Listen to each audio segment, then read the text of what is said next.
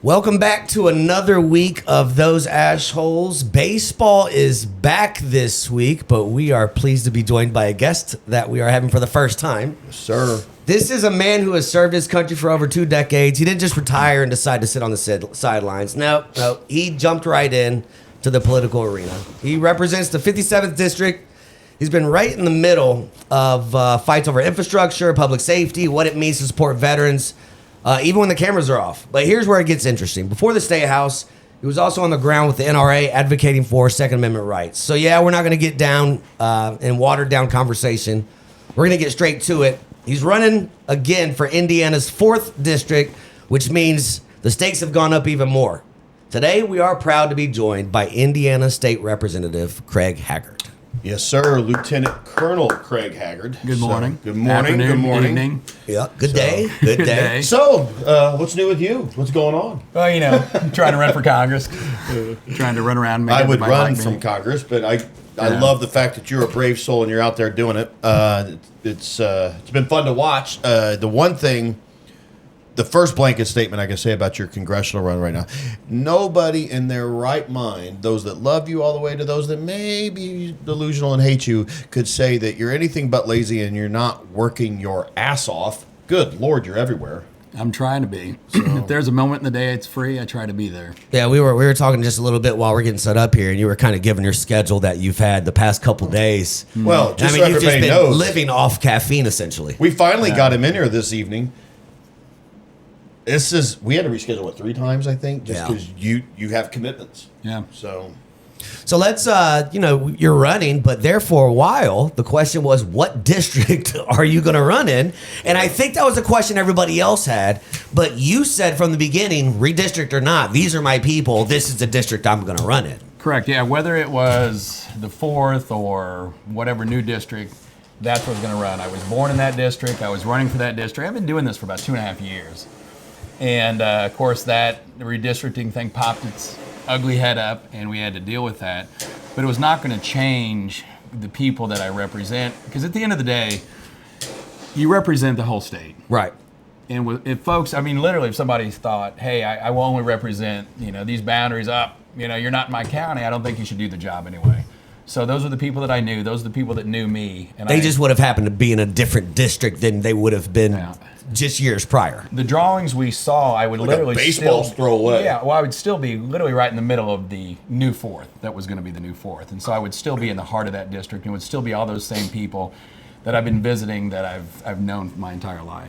Okay. Well, for those of you guys listening, you may not know, because honestly, a lot of people don't know this, and it's a fact. You don't have to live in your congressional district. Nope. You do not have Do you to. think that's a good thing? I don't know anymore. I mean, that would be a whole other conversation. We have the right person to have We it. could debate it. Yeah, we have the right person to have it, The though. thing is, though, it is actually, when it comes to this, it's a moot point, because that redistricting didn't happen, and you live smack dab in your district. So you didn't have to worry about that. Well, now, and I would say the way the new lines were drawn, Yeah. it would actually be people that I probably couldn't represent as well. So then you pulled in the new drawing, it was part of Indianapolis, part of Marion County, inner city. It was also southern part of the state that I was going to be drawn into. Right. So it was all these areas that I've never lived in, that I didn't know the people, that I don't necessarily know the local politics. So it actually would have made more sense in that situation for me to continue to run for the 4th, because those are the area. That's the area of the people that I know, that I grew up in, that I know the local politics, and that's what I was Business familiar with. aspects, from agriculture to industrial. So it wouldn't have made sense for me to actually. There's different issues, right? If your constituents live out in a rural area, they're worried about something completely different than somebody lives in the middle of Indianapolis. 100%. That kind of touches on what my position on that whole redistricting thing is. I was for redistricting. However, I thought the map was hot garbage. And that wasn't the redistricting we were looking for. That's my opinion. So I wish we could have figured out the redistricting aspect, but at the same time, I'm not.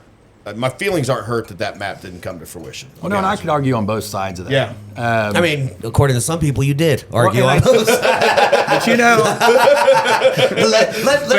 jump into that one, right? I mean, that was one of the arguments was Craig Haggard flip-flop. Craig Haggard said, you know what? No, I like the maps. And then the word that was used was bullied. You were bullied into changing your mind. Well, now, you're allowed to change your mind. You're a grown-ass man who is a veteran who... You receive additional information. You're allowed to make a fucking who fought for other people to make up their own freaking minds too, right? So did you get bullied? No, I didn't get bullied. Nobody called me up, said you better do this. You didn't get called into the principal's desk? No, I didn't. So, and I knew I was going to take heat for that. But those same people giving me heat are the same folks that, you know, I love this argument. You know, they have information and they're not changing their mind. They're sticking with this, the bridge to nowhere mentality, right? And so they're not changing their mind. And so they get mad at those folks. Those people that get the intel said, wow, we shouldn't build this bridge. And I changed my mind. They're flip-flopping now. So there's no way you can win on that. Here's what happened. I was asked prior to it actually coming to Indiana, what do you think about our lines? How are they drawn? And I said, Representative Stierwald, Greg Stierwald, who represents Hendricks County area, drew those maps.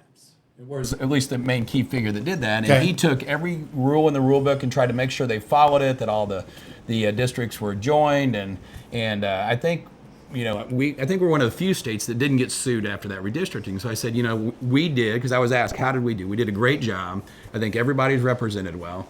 And I don't think people had the stomach for it. And I still actually believe all those things to this day. When we found out it started to come here, like, you know, in a military thing, you start to get intel, okay, I'm going to have to look into this now.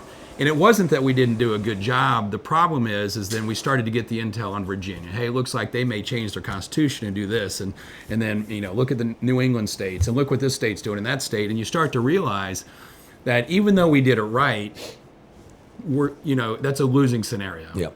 And if you want to win, if you believe that your party has the best ideas, you should do everything legal and constitutional to win. And what the Democrats have been doing for years is not illegal. It's not unconstitutional. No. We may not like it. We may not like those rules. We call it cheating, but it's not. But it's not. Yeah, that's good. Exactly. So, you know, what do I say to the Democrats? High five. You're doing a good job because you're wanting to win and you use all those rules in the rule book to win. And so I thought, well, you know what? If everybody looked at Indiana and said, you know, I was going to redistrict and I was going to gerrymander, but Indiana's so great, we're not going to do that. Well, that's not reality. And so you got to look at reality and look at the intel and say, hey, even though we did it right, at this point, it's a battle. It's a war. You know, our country is at stake. And so you have to look at all those things. Fine, let's use the rules in the rule book. We have to meet them on the same battlefield, an equal battlefield, and we have to fight them. And so that's why I said, you know, even though we've done a good job here, nobody else is doing that. So we need to fight on that same. It's like we decided not to join the fight with everybody else. We're just going to sit over here because we think we're doing good. And I get a lot of people don't like that. That's why I actually, when I went to Convention of States, when it met in Indy, you know, the big thing with those folks are term limits and balanced budget amendment. And I said, you know what we should add on there? We should add on how do you draw federal maps? Yeah. And just do it in a way that's, you know, what everybody would consider fair, do a bipartisan thing, do it, and it's done. For the federal maps, because states will handle the state elections, and I think then you would just get it out of there. But I don't think that that'll ever happen because at the end of the day, I think you actually do have a majority of conservatives in this country. And not that you use AI or not that it's always correct, but based on a lot of those things you feed in there, we would actually, if every state was drawn like Indiana, we would actually pick up 30, 40 seats nationally.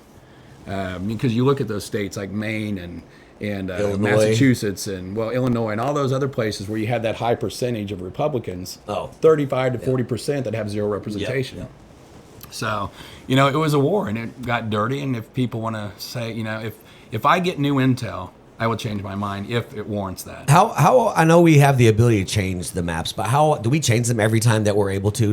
No, and you legally can. Yeah. I mean, we really could change them every year if we wanted to. Right. We just say, typically we do it on the precedent's been set. Yeah, but it's not a law. It's not. That's why it's cheating. It's not cheating. You can do it not every time. You can do it. I've lived in the same house for well over 25 years, and I've been in 4 congressional districts over those 25 years. But I live in the heart of Johnson County, and Republicans all want a piece of Johnson County. This is such a strong Republican area. So everybody wants to dip in. I've been in the 5th. I've been in the 9th. I've been in the 6th. Now, but part of that is based on the census. Yeah. Right. And the problem with the census is the census counts illegal immigrants. Well, and it does. Because you count bodies, not citizens. Well, and the census itself, the census organization nationally does an after-action report on themselves. And about 2 years after that census, they came out and said, oh, yeah, our bad, we counted wrong. We gave more seats to blue states and we did red Right. states, we were wrong. But the problem is there's nothing to be done about that. Well, it's almost like the Trump election fraud thing. Yeah. It's like, dude, it's over. You think they're going to go back and be like, hey, all right, get rid of Biden, throw Trump in there. It's done. What's done is done. Right. So you made a great point talking about, just the conservatives and okay, we're going to do this because we think it's right, even though it may not necessarily help in the fight, aka the redistricting, right? We like the maps. We don't want to piss off our constituents. Mm-hmm. We're going to do right, while other states are looking at us going, hey, man, we need your too, right? Mm. The thing that I would remind people of now, and this is what I thought, and I would like to get your opinion on this. If Andre Carson got redistricted out, I think he would have been the mayor of Indianapolis for the rest of his life, for starters. Second of all, I don't want to hear anybody that was against redistricting critique anything that him or Mervin say when they're in Congress, because it's your fault that they're there. Mm-hmm. I would add the fact that if he became mayor of Indianapolis, Oh, he would have. could it be any worse? No. He would have been worse than Hogsett. Could he?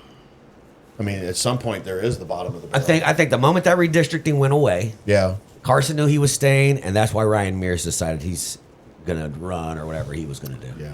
Yeah, it's tough because, Indianapolis is a great city. Yeah. It's got a lot of amazing problems, city. amazing city.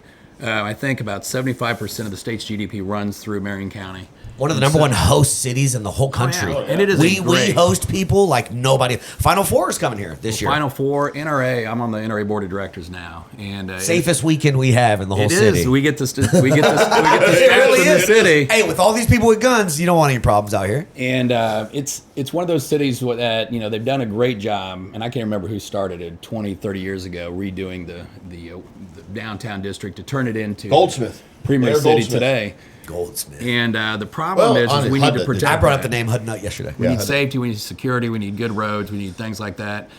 And I think we saw during the COVID times that it got a little dangerous. We had not only a lot of destruction of personal property and Well, that was during the fires. summer of love. Right, it was during the summer of love, but we also had some foreign soldiers that were shot downtown by the remember Haggard. that. Yeah.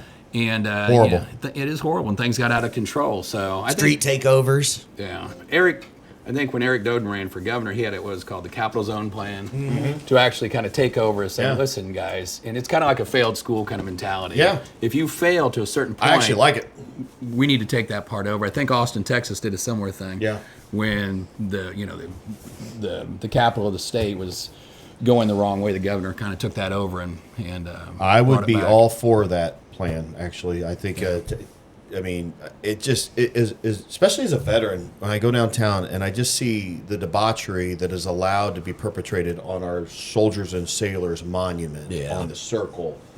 But we fought for them to have the right to do it, bro. And that's what we got to remember to an sometimes. I fought for the extent, right. right? I mean, you can't commit crimes and destroy property, but you can protest to get for Well, things. protest, But yeah. I'm not just fine. talking about that. I'm just talking Yeah, about you're not how gonna about spray the paint it. blatant drug use on the. I didn't fight for that. Drug use, public defecation. I Yes. was down at an event. Public sex on the circle, Yeah. which is happening. And they're On the never monument. good looking people. Well, no, I was. No, yeah. they're never. It's like on the cop show, the ones that run out, shirtless out of their not the homes. ones you want.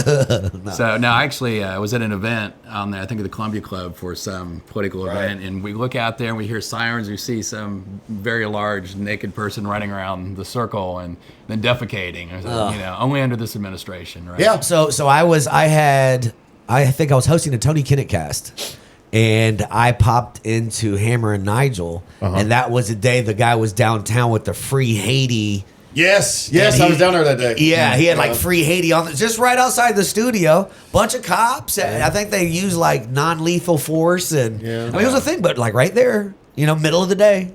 Well, and when you had during the curfews going on, was that during the summer of COVID? all Yeah, that kind of post stuff? that was like last year it was they all wanted to do it. overlap. Well, Yeah. and when you initially had some protesters down there after the curfew, and the officers used, their actual training procedures they were taught to subdue those folks, the city went after them. And when they did an internal investigation, then Ryan Mears and his group went after them. It's like, how many times? I don't blame them for not wanting to do their job at that point. It's like, I want to protect people, I want to do the right thing, but if I do, I could then risk my family's future by them coming after me for doing my job. And not only that, but this guy is going to be right out of jail in 24 hours anyway. Yeah. Yeah. I've arrested this knucklehead 15 times in the past 2 months. Anymore, it's basically our law enforcement officers pick people up as they should, take them to county lockup, and it's, hey, welcome to your free couple meals it's a and a place failure to once sleep they- once they tonight. get You there, know, it's and a then failure. they're OR'd right out. Well, I think Yeah. we see that nationally. Every one of those news stories kind of go to somebody committed a murder, some kind of heinous crime. They'll go, it's not just this is an individual, here's his name. Now it's he was arrested 20 times, he was let out this many 30 times. times. 99 times. And those are all preventable. Yep. You know, and I've heard that argument before, and I brought up, you know, somebody illegal that was in the country that killed somebody. Well, you know, our crime rate is like, it doesn't matter. I'm sure that one murder we could have stopped was important to that family. Yeah. Yeah. Important to that dead person. It was important to all that. So this now justifying, well, you know, we have a lot of murders, it's just one more. It's crazy to me that we're protecting the individuals who commit these crimes now. Yeah. Well, we feel sorry for them, not the victims. And we've accepted the number 200, right? Like 200 murders in Indy, and it's like that's the number that we try to go below. Yeah. We just accept it. So let's go from one hot topic to the next. Let's go with SB1. That was and the giggle immediately like that was So, just dude, I gave this dude his flowers Yeah. on his willingness to step up and say, no, I'm not going to do it. I'm not. This is wrong. You were one of 3 people in the house. 3 of us voted against SB1. Myself, Andrew Ireland, and Ethan Manning. Yep. all right. So here's SB1 being the Property tax. They called it a bill. I called it a debacle. But number one, that was one of the big things. I don't want to say that's why Governor Braun got elected because was he the would have won mandate. anyway. I think whoever won that the nod from the right was going to be the person, no matter who it was. But SB1, he campaigns hard on it. WIBC's pushing this thing. They make He showed up to the same a protest at the state rally house. you were at. Yeah, I was Right. there. And then behind closed doors, the whole thing just unraveled immediately. Why is it so hard for Republic? Great example. Redistricting. We can't all get on board. Property taxes. We can't all get on board again. But when the left does something, they always seem to be on board together. Whether it's Obamacare, they all vote for it. Whether it's transgender bathrooms, they all vote for it. Whether it's against the SAVE Act, they all vote for it. Why can't we do the same? Well, so I'll say with, the argument about the Democrats follow each other, and they do, lockstep more than we do. And They circle the wagons way Right. better than Republicans. Yeah. And the argument against that is, and you hear this, is that, well, that's because we're not a bunch of followers. And I agree that That's we fair. don't have So that's group good. think. Yeah. But having said that, there are those occasions when we probably should stick together for the cause. Now, my problem with SB1 was, do I believe that you should rent your home from the government for the rest of your life? No, I'm totally against that. I think it's unconstitutional, which is why I was co-authoring that bill with J.D. Prescott to totally get rid of property taxes. Now replace that with another form of revenue so you can still have your fire, police, your schools, your roads, sidewalks, things like that. And that was my big problem with that. And were there good things in SB1? Sure, there's some good things, but there's a whole lot of bad. And I think we had done a poll prior to the election year, the year the governor's race was, and said, hey, constituents, what's big on your list? What do we need to take care of? And property taxes was not big on that list. Now, What were some of the things that were top of assessed there? value. That was one thing, because Yeah. if you remember during COVID, all of a sudden people were paying ridiculous money for homes. Right. They were not valued at that. As a matter of fact, I had conversations with 2 different bank presidents say, are you guys loaning the money for these ridiculous prices? And they're like, heck no, the house We is know not the house worth isn't worth that. Yeah. So he said, yeah, grandparents, parents, 401ks, they're making up that difference in cash. And so even the banks weren't loaning that, but you can believe your county folks were then saying, well, it's sold for that, that's what it's worth now. And it's come down some, but it's still up there. So a house that was worth 160 grand, my wife's a realtor, is in Brownsburg, literally just a couple years before, sold for 310,000. Right. And I was looking at how in the world is this And possible? they paid property taxes on that for the past 2 years. Correct. And so, so there were issues we had to deal with. One of them, and Chairman Thompson, I really will give him kudos. He's a great guy. He put a lot of thought into this, and his big issue was he wanted to go from a levy to a rate-based system. And I don't want to, that's a boring conversation. It's a lot of numbers. Well, can you give us the... Well, so basically, the problem is with the system now is if your property tax rates go down under the old system in a county, you actually won't see it. You will stay the same, and then another area of government will just absorb or give up that money. So it just kind of the money brought in is still the same, then they'll get less money, get more money, so you don't really see Just that. dispersions. Right, and his idea was on a rate-based system. If your property taxes go down, you should see your property taxes go down. If they go up, they should go up to simplify that. So I agree with that 100%. But the problem is it got into this crazy new infrastructure with on the lit, so you couldn't. Some people were already maxed out, so to make up that loss, they couldn't do that. The automatic money for schools was not there anymore. So even though I would assume, we would hope that everybody would fund those properly, they don't necessarily have to now, and so there's a lot of uncertainty. And what I realized in going to a lot of council meetings after, they were hiring these firms, paying them $5-10 grand to come and explain to them what was in the bill. I thought, if you have to hire an expert and pay thousands to tell you what this bill means, then that bill's a problem. Yeah. Bills should be written so that all of us can understand them. Well, it should be, because I keep it marine simple. So just crowns. Yeah, crayons. I write it out in my crayons and say, you pay then this you bite much. it. Here's your percentage. This is what you pay. You gotta right? let him write it with the blue crown, because those he doesn't like those. He thinks the red ones are delicious. So the crown thing, just for those listening, was something made up by a jealous army person. There's actually at least some of our nicknames in history, from Leatherneck to You Devil guys Dog. leaned into it though. So- you guys actually well, we liked do the lean in. crown thing. At the end of the day, we're one of those folks like, hey, you want to call us that? We'll lean into it. There you go. Because, by the way, we all love each other. Yeah. All the services, we make fun of each other. That's what I was saying. Competition brings out the best. All the branches are like just the brothers, right? Yeah, we can sit around, we're gonna talk trash to each other, we're gonna rib on each other, but Iran showed everybody, like, when we stop messing with each other and we decide to mess with somebody else, what we are capable of. I'll pick on my brother, but you ain't picking on my brother. It's like Transformers. We all come together and we just turn into this monster. Except for when a touch on civilian something. tries to make fun of you. That's true. Then we're all together. Then he's got to shut up. Or the Air Force guy. One thing I want to speak to about property tax, and I've heard you touch on it. So the thing is you get people, and I know you do, you get people coming and say, you need to repeal property tax right now. Our budget is so heavily based off property tax that it just can't be wiped away. There has to be a plan and a process to shift it to other things, other types of taxation, whether it be a fair tax, flat tax, or whatever you guys come up with. Is there any working plan in place to do that right now? If so, if not, whatever. Do you have some ideas of how we can make that transition if we actually would take the steps to do so? Well, and I'll give a plug for Representative Prescott. J.D. Prescott is still working on that bill. To completely eliminate property taxes. Yes. And a lot of people consider that radical, to simplify and to shift that, because, like you said, you can't just get rid of it, because the money's got to come from somewhere, right? Like the government. Can you name one thing the government's like taken and not given back? And has given back. I mean, we just got our shoes. It took us 15 years to get our shoes at the airport. Well, and that's they're not going to just get rid of taxes without raising lit or without getting that tax somewhere else. Well, certain things that we need, right? And there's probably certain things. I'll say this, even though Indiana's a great state, like with anything great, there's still things we could do better. 100%. We're one of the few states that are in the black as far as our budget, but there's still a whole bunch of stuff I'm sure that we don't need to spend money on. Yeah. But it was, as far as a lot of those things funded by property tax, we need those. I mean, you need your police, you need your fire, you need your infrastructure. schools, so you need that stuff. So something, we can't eliminate it totally. So that was the reason why under JD's plan, when they did an analysis of it, they said it would, and obviously it's your best guess, would bring in $4 to $5 billion more dollars a year.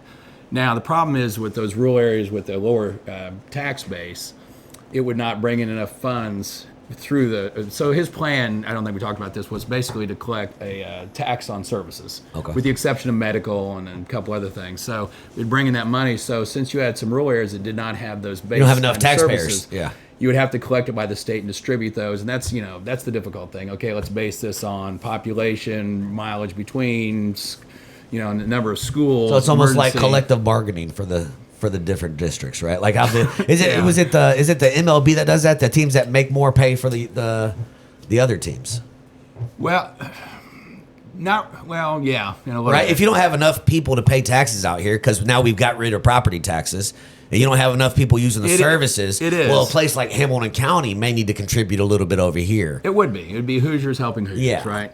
Now you would have those that argue, but the people in Hamilton County would be paying less. Property taxes would be gone. But they would still, at the end of the day, they would still actually probably pay. They wouldn't pay any. Yeah. They would own their home. And this is one thing that hit home for me when I first started serving. You had those stories when you had some different times through the years, especially Marion County, where some of those areas, gentrified areas or areas of, hey, these things need to be fixed up. And you saw the homes, you would have all these, for lack of a better term, like drug houses or crack houses. And then all of a sudden they would fix it up. And now this house is worth $100,000, this house is worth $1 million. Yeah. And so you'd have those areas and those people that actually kept their houses up, that paid it off 20, 30 years ago, an older couple and maybe a spouse died. Now you're the value of your house is $1 million, but you bought it for $115,000. They're on a fixed income, right? Yeah. So now, and you haven't put the same amount of money into your house. And the taxes alone, the increase caused a lot of those individuals to lose their home. Now I think we're all vets. That's bullshit. It is, and so that was the You problem. bought your house, you paid it off. Yeah, you paid it off, and now you're going to lose it because the area is becoming more successful, and the product of that success is you losing your home. But the product of that success is you staying in the area. Correct, right? And so that is a problem. And with the proposal that I was supporting, those folks would never lose their home. They'd never lose it. And so, you look back, one of the books I love, which is called Original Intent by Barton.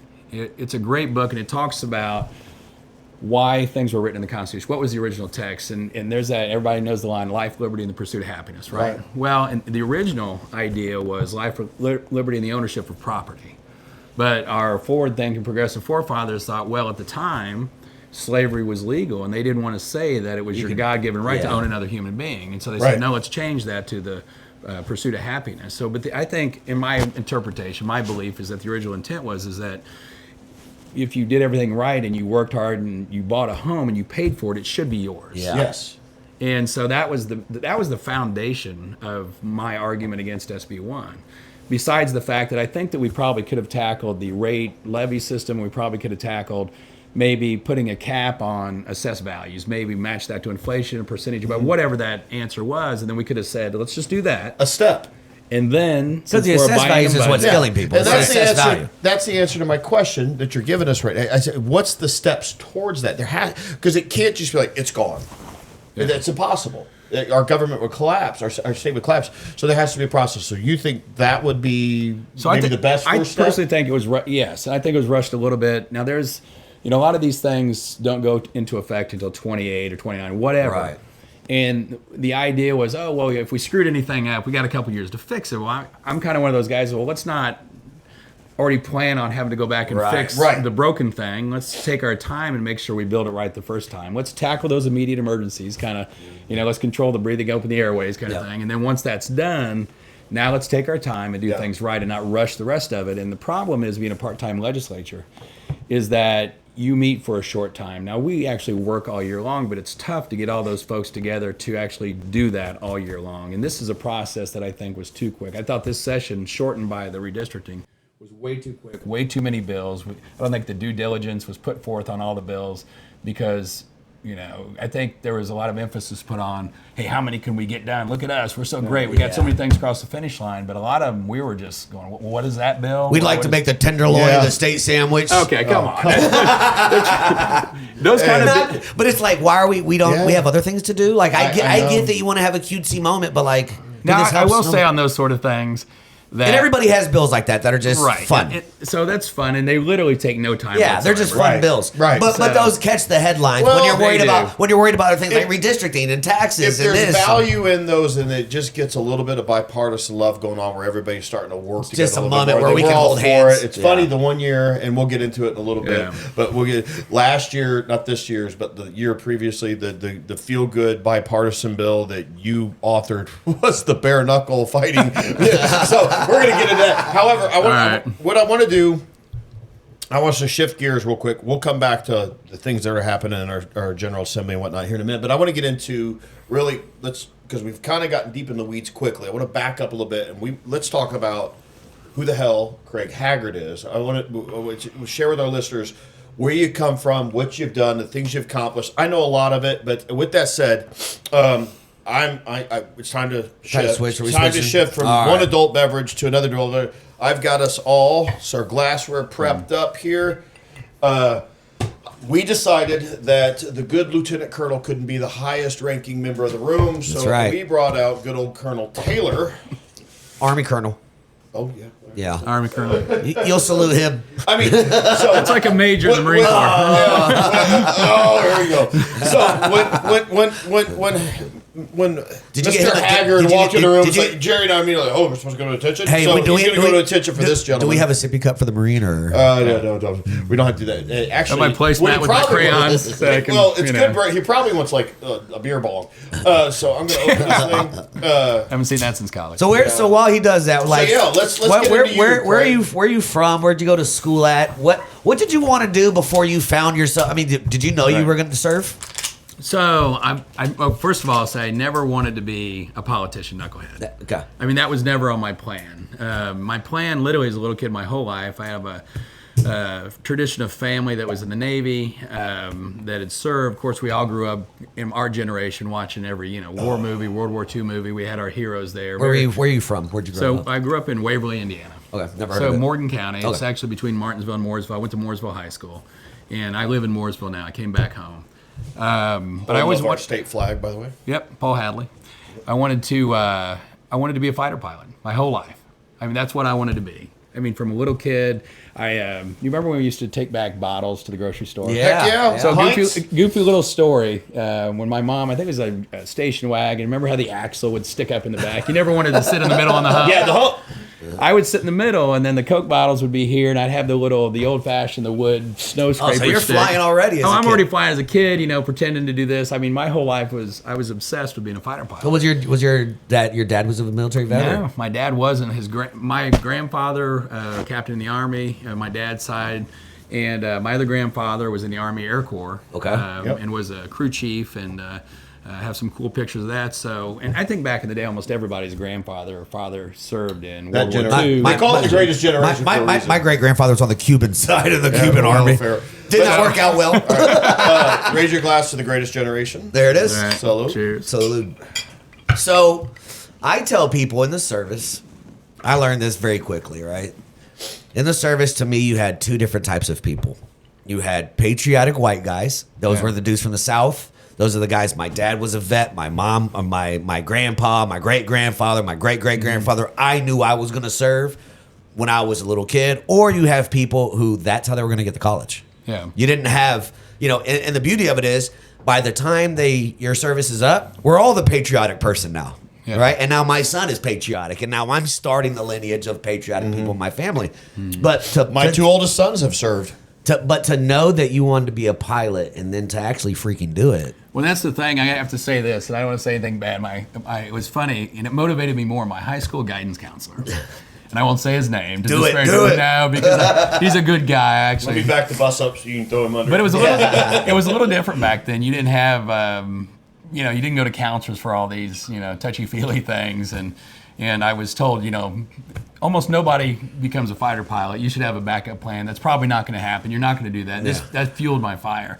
And I like to mention back in the day when I had to research all this, my dad didn't do this, so and there was no internet. Right. And so I had to go to bookstores, to recruiters to get, dummies book legwork, on how to take this test or that test. I was excited to sign up for the draft. First day I could, I went to the post office. When I could take that ASVAB, I studied for that. Too bad you failed and had to join the Marines. Yeah, that's right. So no, wasn't that where the judge says it's either the jail or the Marine Corps? The hard thing for me though is I got many jokes for the Marines and I got many jokes for the Air funny Force, thing- but they cancel each other out because he served in both. So the funny thing is, I actually wanted to go to be a naval aviator in the Navy. That was actually You my saw Top first Gun. path. No, it was way before that. Now, having said that, as cheesy as that movie is, I love the movie. Oh, it was a recruiting So boom for it was the a Navy. recruiting boom. The new movie, even though once again very campy and cheesy, but the Loved aviation it. shots are just Yeah. awesome. So IMAX did a great job on That the film. campy and cheesy was exactly what we were Right. looking for. It was So you- awesome. So I So took you all take these the tests ASVAB and- took the ASVAB, the test, the AQTFAR, which is an aviation test, and I've talked to the Navy recruiter. Now I'm in college at Hanover College, and then joined a fraternity. And my big brother, Brian Maudlin, who I think might be from the area, and his twin brother, he's a state cop now, was a Marine. And because he was a Marine and basically going through that whole process, you want to be the best, you want to be a Marine, and that is why I switched to the Marine Corps. Okay. You guys don't say that all the time, do you? Yeah, I know. So, and so I met with the Marine Corps Officer Selection Office down in Louisville, Kentucky, and decided to. Thank you for saying Louisville correctly, too, by the way. That's right. Also, that's kind of far. After King Louis. Well, he was at Hanover College. Oh, I guess, yeah. So I guess it Hanover's sounds down right. there. Now that office, or people go to, actually, it's in Bloomington now, but. And I was able to secure through competition the PLC Air contract. It's platoon leaders class, and by getting that coveted contract, there are only so many. I was guaranteed a spot at flight school if I made it through OCS and I made it through TBS. Once you made it through that spot, that you had a opportunity to start. At that point, it was over. You had to make it through flight So school. it's kind of like your golden Now, ticket That to at least have a chance. to participate. But when you get to that point, it's there's some competition within that too of who gets what with respect to pilots, what you're going to fly. Oh, So I've seen these videos on TikTok and everything else where it's like they're in a hall somewhere, banquet hall, and they're calling up the people individually and they show them on the screen. You're flying the Warthog. You're flying the V-22. Did you have that experience? Did you get what you wanted? So, well, let's back up a little bit. Go ahead. Well, only because, so we first, it's called something different now. They always change the names, but I went to Pensacola for aviation indoctrination. That's where you go through your engineering, aerodynamics, you do some of your survival stuff there. It's your kind of your introduction where you see like in the old Officer and Gentleman movie. That's where, we were dunked upside down in the tanks and the inverted water. No place to go. All that. So when we all that think stuff. pilot training, that's what you're talking about. Yeah, that's the initial stage. You go through NAMI. And people fall out, right? Some People fall out. don't. You get the NAMI, WAMI, Naval Air Medical, whatever that ICE is Because for. you have Marine Corps drill instructors there as your So no, not instructors, there. right? At this Okay. point, they were Navy and Marine. So everywhere we went, we were with the Marine group there within the Navy base because we did naval aviators. You had Marine Corps, Coast Guard, and Navy. They all went to the same to try to get our wings. So once from that point, you pass all that foundational stuff, then you go to primary flight training, either in Whiting, which is near Pensacola, or down in Corpus Christi, Texas, which is where I went. Okay. And there we were flying the T-34 Charlie, which they don't fly anymore, but that was my first aircraft. Is that our training? It was, yeah. At that time, turboprop, tandem seat aircraft. Wilbur Wright designed it. Had you flown anything before you showed up the first I did. day? I actually, at the time, they had a thing called the Flight Indoctrination Program through the Marine Corps Officer Selection that if I had completed all my OCS senior year in college, I was going on, they paid for, and to be honest with you, I can't remember, it was 20 or 30, 40 hours in a private aircraft, which I did down in Madison, Indiana. Down with a gentleman from Vietnam, pilot named Ralph Rogers, who flew OV-10s, who's passed along now. But that was my first introduction in flying. So I had a few hours, just enough to be dangerous. And Did you pass the book stuff? Yeah, go ahead and get in. Well, since Mr. Rogers is not with us anymore, I will say this. I can't believe I didn't die because we were flying Grumman Cheetahs and Tigers, and I think my second time on the runway, I was going through the checklist, checking the mags. He was insanely irritated that I was taking too long. He took the book, he threw it in the back. Let's just go. So this went from Top Gun to like some Iron Eagle shit.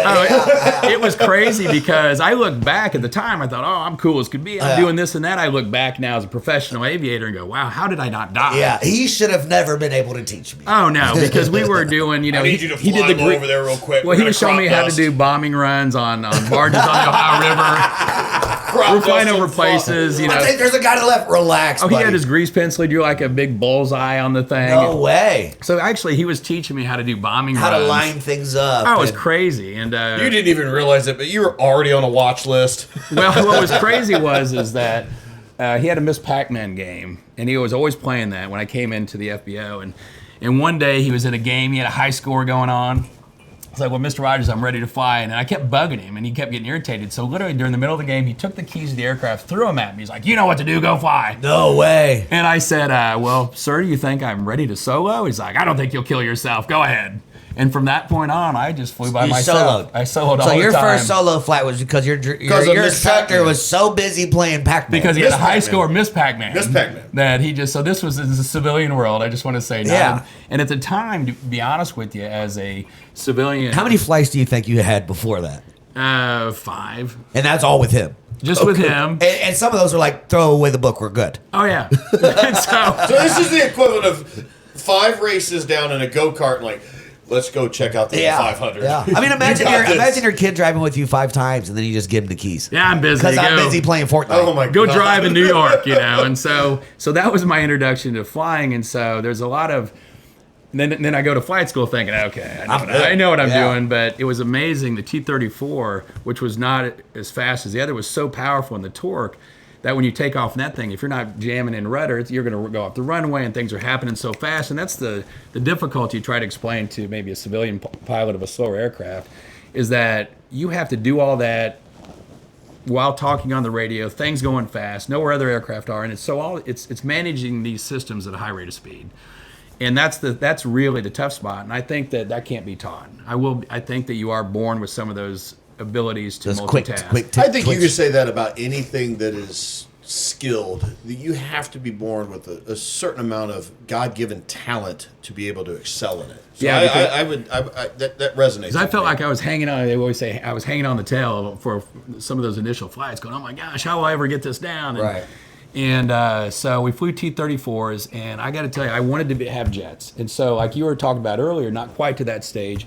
From there, the Marines, at least, were going to go to either fixed wing, which was jets. Well, no, I take that back. It was going to go jets, props, which is C-130, or helo. And that was your 3 different tracks. Yep. And that was decided the week you graduated, the students in Corpus and the students in Whiting, their scores we put together, and actually we'd all compete for those same slots. Do you get to, like, we had a wish list for places we wanted to go. Did you get a wish list for what you wanted to fly? Like, if you came in, you go, I want to go helo. You had your top 3. So and did you get your pick? And also, we're excited. We want to know. So your top 3, is it by the type or the? So it's like jet, helo, prop. You could put that, and then you put your coast. So it was type of aircraft first. And I actually put jet, helo, and I didn't even put props in there, which, by the way, C-130s are great, but I thought I want to support, no matter what I do, I want to support, whether it's jets or helos, I want to support the Marine on the ground directly, some sort of instead of dropping off supplies or whatever. Yeah, which is obviously very important too, but I wanted to be in the mix with the ground. Also, if you've ever seen a C-130, you look at it like, this motherfucker is not getting off the ground.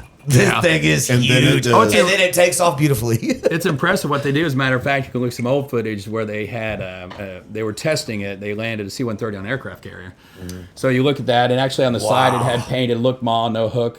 Oh, and, that's funny. That's funny. And I think they disabled the weight on wheels for the reverse thrust, so they could actually do that as they were landing. Anyway, and that was I understand everything he just said. Yeah, but that thing is huge. But you knew you didn't want to do that. You wanted to be either quick insert, support the warfighter bombing runs. So my whole life was studying, flying, studying. So I would get up at like 3, 4 in the morning every day and go to the simulators. Nobody was there. So every day, because you were graded, you had what were called aboves and downs. And above average flight was like a A+ kind of thing, and then a down was a failure. So to become a jet pilot, there was a minimum score of above. So, and I can't remember, I think it was in the 40s, maybe like 45 above. So that got to be the best. And I actually had a tally chart in my kitchen that actually I marked each time I got an above. I knew the minimum, but that wasn't good enough. You had to have the highest. So I studied and studied and studied. Actually, a current 3-star general, buddy of mine, Marcus Annabali, call sign Steroid, is actually 3-star active duty general in the Marine Corps, and I flew Harriers. But he and I we both had motorcycles. We practiced flying formation with motorcycles on South Padre Island Drive on the beach. Well, a road just off the beach, and we'd sit there where one person literally just looks at the other motorcycle. It's what you do in the aircraft. You're not looking at front, only lead is, and so we would literally, probably dangerous, but we'd practice our formation maneuvers. Sounds like Goose and Maverick over here, man. So when a Marine says probably dangerous, it's very dangerous. Yeah. So but I did everything I could to be the best, and so the thing for me was that week that I graduated out of Whiting and Texas, there was only one jet slot, and I was number 1 out of both bases. Wow. So I was able to get jets. Yeah. And I went from there till Naval Air Station, Kingsville, Texas. So there's, for jets in the Navy, Marine Corps, and Coast Guard, there's Kingsville and there's Meridian, Mississippi. And I went down there and started flying the T-2 Buckeye, which does not once again fly anymore because I'm that old. And that was then the first aircraft I landed on the aircraft carrier, which is the USS Kitty Hawk. That has the hook.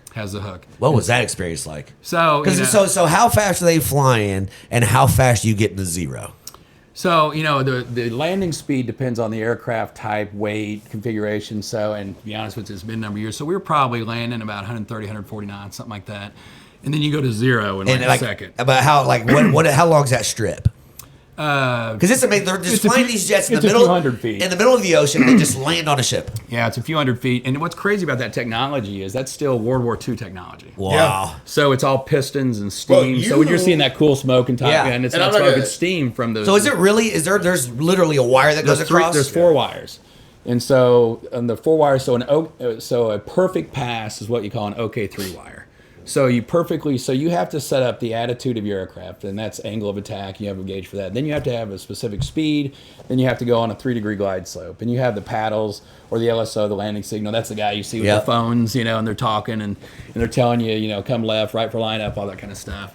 I'm already mathed out of this. Well, and then flying is a lot of math, especially fighting. It's all angles and angle rates and things like that. But what's crazy is now they didn't have rough seas, but think later on where that glide slope, it's fixed, and you're coming in on a field, so it's just fixed. But now think out at sea, that glide slope's going like this. So it's up and down. And then also, your approach is different depending on whether the ship is making its own headwind or not. Right. So if it's just going slow because you have a headwind, then it's actually not This too is bad. all stuff you're figuring out while you're on the way. Right. And now if they're making their own speed, you have a rooster tail, it's called, where the wind comes down, that's making goes down and then pops up. And if you're on I'll say something, if you're on a high ball, midway through the approach, and you're actually coming down off a rooster tail, you could go low and do what's called a ram strike and hit. That's I feel like we need an interpreter. Do you drop hook out of the back of the airplane, or where's that hook come from? So it's on the back of the aircraft. So it's Is it stationary? Just always sits there, and then because the angle you catch it. No, it's up, and so you have to drop. You actually drop, and it's a little Just mini like your hook. landing Dude, this gear. is such an interesting conversation. Does it drop with your landing gear then?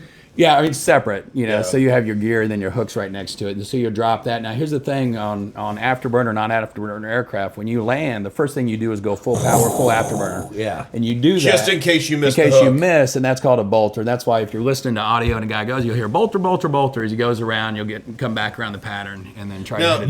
Bolter means you missed. You missed. And I'll let you talk to this, obviously. And then you take right back off? You take right back off. As long as everything's working right. I'll let you, you've landed on aircraft carriers differently than catching the hook as well because of the aircraft that you became. Well, to go through that, so I flew the T2, did that, and then Yeah. I was in the last A4 squadron in the down in Kingsville, Which is VT-31. It was an aircraft, a bomber aircraft, single seat, maneuverable.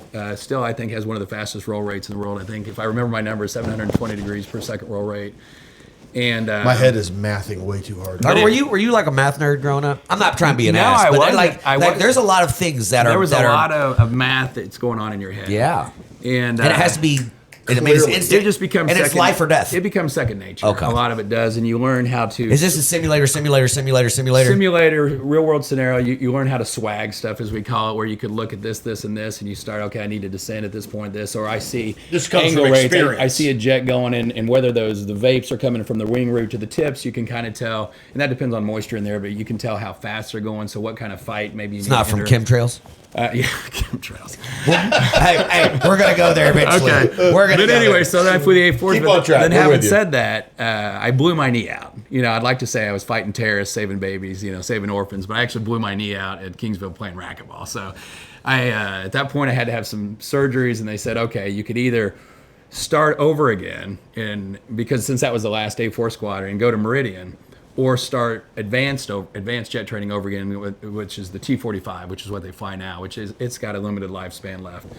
And of course, I did the thing that we all do as professional military officers. I had a girlfriend at the time, and so I stayed there. Yep. So I transitioned and started advanced overgan in T-45, and then my last carrier landing was on the USS America out of Key West, and I landed that, and I came back, and the day I got my soft wings, so you have the winging ceremony where we get the wings on. So describe soft wings and everything for us. So soft wings is when you do your last flight. Now the only thing you have left is to go get your wings of gold at the ceremony. So what they do, they have a little ceremony, they wetting down or whatever, where they spray with water, dump stuff on you, and they take your patch off that just has the Marine Corps emblem, in my case, your name, and they throw on wings, a patch wing. With your aviator wings. With your naval aviator wings. And that's a soft winging because you haven't gone through the ceremony. Now, a cool thing about that you guys like, will like. So we have a thing called blood wings. Or we. I was going to say that's where they put the things in you. Well, So do we. Yeah. So we did. Took that from back us. in the day. Right? Took that from us. No. My So- son's got them. I get it, but officially, Yeah, right, we yeah. don't do that anymore. But Yeah, not allowed. We Not did it. We did it in the bar afterwards. So- We don't haze. So anyway, so I had the wings, and everybody's still punching, even Yeah. though these aren't the Oh, I blood see wings. that little So we're dog still so punching much. each other here. Well, I had a really cool person punch me that day in the VT-21 squadron, Mr. T. No way. The I do. actual Mr. T. Actual I pity Mr. the T. fool. I pity the fool. What was he doing there? So he was in Kingsville. He was like the MC or whatever of a tough man competition going around Yeah. the country, and he was doing something in the county. And then so they brought him onto base for like a VIP tour, Yeah. and he happened to be there when I did my last. And so I was in the That's squadron. awesome. Mr. T So I have some cool is pictures a, I can show you with him. I'm much younger and thinner. But I kept saying, Mr. T, punch me. I need my blood wings Yeah. from Mr. T. And he was, I got to tell I you. ain't gonna do it, fool. I make too much money. Well, he was one of the most gracious, Do you know he's a sweet veteran? guys ever. I do. I didn't know He's that. a Army Army MP guy. veteran. And he kept saying, no, man, you guys are heroes. You're cool in this. I was like, no, Mr. T, you understand? This is a tradition. Yeah. I really want Mr. T to punch my Yeah. wings. And so he actually just gave me a tap, but still it was kind of cool. I appreciate it though. There you go, sucker. So at that point, Did he have on all the chains and the mohawk and So he had the mohawk and stuff. He only had on a few chains. Okay. He didn't quite have I didn't know if he was always the stayed full in character. gear. He doesn't wear those anymore. So he had a few. He didn't have the, up to his neck and chains. Then I went to the winging ceremony where we did have the blood wings. I even got And my it mom to became punch official. me. Yeah. Oh yeah, no, Official. like with you guys, by the end of the night, the wings were actually broken in half. Yeah. And we had, of course, bruises and little holes. The in our worst is when you chest. got to go in with a pair of Looks like pliers to snake get the prong out. Looks like Yeah. snake. Looks like multiple snake bites. Yes. all Right, over your- because it's popping in and Yeah. out of your chest. But, And the shirt is ruined. And so I was selected to fly Harriers at that point. That's the vertical takeoff jump jet. There, yikes. That's so- way different. Now, what was your attitude when they got it? Were you elated? Were you like, okay, that's cool? Or I was excited for either, so we were flying in Because to me, That's That terrifying. is one of the baddest fucking fixed-wing aircrafts. Yeah, but it's in the- scary. In the military, the fact that thing, because I saw the videos from Vietnam, and that thing's hovering down, it's spinning around, and like you already stated, it's supporting the grunts on the ground. And to me, that aircraft, when you and I first met, you told me you were a Harrier pilot. Like, all right, you just went up a notch. But I already knew you were a vet. I was like, that's fucking bad. As a guy who's been a boots on the ground guy, that aircraft to me, that with the A-10 is my two favorite Yeah. X-wing for selfish fucking reasons. Yeah. That is a badass The aircraft. whole purpose of that aircraft, much like the A-10, is to support those guys Yeah. on the ground. Yeah. Support them. That to is our me- number one role. To me, you were a grunt in the sky. Well, that's exactly. We actually floated with the MU, the Marine Expeditionary Yeah. Unit. So we were embedded within the infantry guys, the tank guys, when we still had tanks in the Marine It's Corps. exact. I mean, it's LCAC the infantry. exact. For it's the everybody- exact plane you wanted. For everybody Yeah, who's so- listening right now, you need, if you don't know what the hell we're talking about, a Yeah. Harrier jet, Yeah. you need to get on the YouTubes. You need One to Google squadron it. left in the Marine Corps. Oh, they Where's still it at? rocking them. So it's VMA 223, which was my original fleet squadron, the Fighting Bulldogs out of Cherry Point, and it's going away the first week of June as a sundown ceremony. Wow. Actually, I'm going Are you down. going to go? Are you I'm going down yeah, for that. You got to go. And I've been speaking lately with General Dog Davis, retired 3-star general, was he's my second skipper. My first skipper was Lieutenant Colonel Stretch Toman, and they'll be there. Also, General Mark Santabali, the 3-star. I'm hoping he'll be down there. So it'll be and actually the jet that I have, the section of the jet, I don't know if you knew that I own was from This VMA is 223. very cool. Speak to Excuse that. me. No, hold on. No. Hold on. You bought part of a jet? So it was on November 10th, Marine Corps birthday, in case you don't know. Don't celebrate. Day before Veterans Day, actually. Everybody should celebrate. So Day it was, before Veterans Day. a friend of mine named Veterans Day Dave Eve. Bain. Give a shout out to Dave Bain, who lives down in Richmond, Indiana. He used to own Tom Raper RV and Okay, sold yep. at Camping World. He Yep. collects tanks for a living. What? And so, yeah, real tanks. That's stupid funny. Yeah, and so, but super That's guy. awesome. That's normal. That's super cool. But he sent me a link that said, "Is this your baby?" And it was an eBay link. Okay. And I click on it, and it was a front section of a Harrier sitting there with panels missing and all, pretty rough. And it said All disassembled. disassembled. It said AV-8B Harrier cockpit, Captain Haggard, because my name was still on it, combat flown. And so I started. Your No call way. sign's on it. And my call sign is Somebody sent you a link of your own shit on eBay. right, and it said That is so, and it was Captain C.A. Merle Haggard. Merle's my call sign, and it was VMA 223, and I was like, holy crap, this is my airplane, and I just couldn't believe it. that's the coolest story I've heard mean, in a the long small time. world that yeah. that Yeah, and so a guy named Walter, who owned LJ Flea Market Trading Post in LJ, Appalachia, Georgia, which I believe is closed down now. But I called up Walter and said, hey, do you have an AV-8B Harrier cockpit there? And he said, I do. And I said, what the hell are you doing with my airplane? And he kind of was like, what are you talking about? So I actually sent him pictures of me standing next to that aircraft on the flight line when it was all put together. And we talked, and I made a deal and bought it. Do you mind if I ask you how much it was? $7,500. Okay. Which is crazy because that thing's made out of that's $1 million, carbon fiber, titanium. You can take it apart. Aluminum. If you want to take it apart and scrap it, you'd have made way more. Oh, a ton more. Matter of fact, that So when you bought it, it was an investment. Yeah, that's right. Worst case scenario investment. I mean, how cool is that, though? So that's at the the time, thing you flew in. Well, it was the first plane that had my name on it. And so at the time, I was not a politician. So it went home, put it in my dad's barn. And at that point, my dad kept asking me, what are you going to do with this thing? Yeah, we're get it gonna out of fly my one barn. day. And you're back to high school. You bought this junky ass car. You got it. what are you gonna do? When are you gonna fix this up? You're never gonna fix this Get it out of my Mustang garage. So a friend of mine was looking at it after I was elected to the state house, and said, "Hey, we should turn this into a parade float." He's like, "I tell you what, you put up the money, I'll put it back together," and turned it into what it is now, which is an awesome looking aircraft. It's on permanently on a trailer. We redid the inside. It has an F4 Phantom seat in it, but we redid the cockpit so kids could go in it. We take it to schools for Veterans Day. That is so cool. It is It's the in one parades. you flew It's in. the one I flew. You did missions in that. Did missions that aircraft, and we actually have a danger zone play on a loudspeaker in the course, parade. So of course you do. It's a little cheesy, but it's you need to add. Tell him about the. I'll tell him. He has a T-shirt that when he walked in with this T-shirt on, I about pissed my pants laughing. It said, "If I was flying, Goose would still be alive." That's messed up.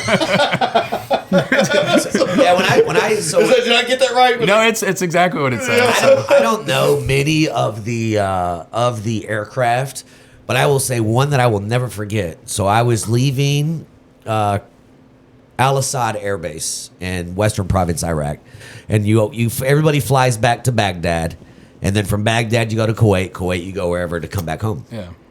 And I'm a contractor, so I go check in because you got to get on the manifest. And they're like, all right, you're good. Tomorrow, 8 o'clock, be here. You're going to be on the V-22. Don't look it up. And I was like, the hell does that mean? So naturally, I went back and I looked up the V-22 Osprey. Mm-hmm. And it crashed in the Potomac when they were showing it off to Congress, right? So this is the one that takes off like a helicopter. Oh, it did. Mid-air turns into an airplane. For those, it's in every movie now. Well, the first time it popped in a movie, its cameo was Transformers. Yeah. Transformers. So for those of you that weren't just permanently staring at Megan Fox, that plane was in. Yeah. Well, and that, because I was, so my ground job for the squadron, I was an aircraft, I was the head of safety and standardization, so I did the aircraft mishap investigations, things like that. And then that particular, and just on a side note, was a flash fire that happened in the engine. Something came loose. It was a freak accident, but you're right, we had dignitaries, we had It was press. like, hey, we're going to show this off to everybody. Look at our VIPs. noob. And it crashed at Potomac, killed everybody. Yeah, because it took off out of Quantico, Marine Corps. Air Force Yeah. So we've been diving deep into MCRDC. who you are, how you got to. We've got an amazing insight on all the stuff you did to become a Well, pilot. one last thing, just and add I'll make that. it. Then I want. Here's what I want you to follow with. I want you to get into your actual time, and then where you actually served in combat. You did combat aviation pilot. Get into that for us too. Keep going into that. That was the end of my Marine Corps career. Toward the end, Operation Allied Force was about to kick off with Kosovo and Serbia, and that whole area of former Soviet nations. You're old. I am, right? I am definitely old. That's pre-Desert Storm. No. Kosovo was after? That was Oh, after. yeah, So it was in yeah. '99. Yeah, okay. When I did Not this. much after. Yeah, I mean, Not much after. And I also like We to weren't say this, exactly too. rocking cell phones yet. we had pagers. I would say that this is how old I am. When you look at the modern day jets, and even landing on a carrier, and I just learned this the other day. There's something they had called the magic carpet, which I think is something in the jet. They don't have to do what you the did. Middle East. Right? Yeah. But They don't have to do what you did. it links up and it almost kind of lands itself. What does? On, the aircraft on the carrier? Like an autopilot for landing. Kind of. It's like, and I'm not real. I don't know all the procedures. Sounds like, like- this is an old man going back in my But day. this is an old man. Back in my day, We walked uphill both ways. in snow barefoot. But in the Harrier, there was no computer-aided anything. You had the throttle. You had this metal rod next to the throttle on the left side that was linked to like a big bicycle chain on the nozzles, and then it was all by feel. And so we did this. But you had to know it, though. It was all manual. You kind of knew the procedures, but a lot of it was just literally filling in your belly, not to nozzle out too quick, so you wouldn't dump it when you go from what we called jet-borne flight to wing-borne, so you could do that transition So without falling out not of the just sky. a science, but a little bit of an art. I think definitely, especially flying the Harrier. So Do you fly at all now? I don't. I would like to. Do you have a pilot I have license? a multi-engine commercial license, so I could still fly. I just have to get my hours medical up to date, and then depending on the aircraft, I'd probably, being a safety-minded guy now, not when I was younger. Just throw the keys. He Somebody doesn't, like he take doesn't off. exactly ooh-rah shit anymore. He's like, oh, no, I have I know, you kinda family, look, I have okay, let's babies, see. I have Yeah. grandbabies, I gotta be smart. So, but Yeah, but I mean, you've flown for forever. I'm surprised you just go, okay, I'm done. Well, I miss it tremendously. So I flew combat over there off the USS Kearsarge. So we flew combat missions off the ship. When you're not flying missions, you're just hanging out on the ship? So yeah, I mean, at the end of the day, we'd fly mostly missions at night, and so you would get back. Then I'd usually work out, and the wee hours of the morning go eat mid-rats, and that's called midnight rations. For Yeah. us. Yep. And How many missions would you run like in a night? Because like we see them take, we did a bombing campaign. Do you come back and pick up more ammunition or fuel and no, go I would again? do one a night. So Okay. we'd have different folks. Now we would go up with a load, depending on if you had a specific target that you're hitting, or if you were going up for a cast strike. Take us through something Well, like Midnight Hammer, where we hit the nuclear so sites in everybody's Iran. keeping up. You're flying the plane that you own now?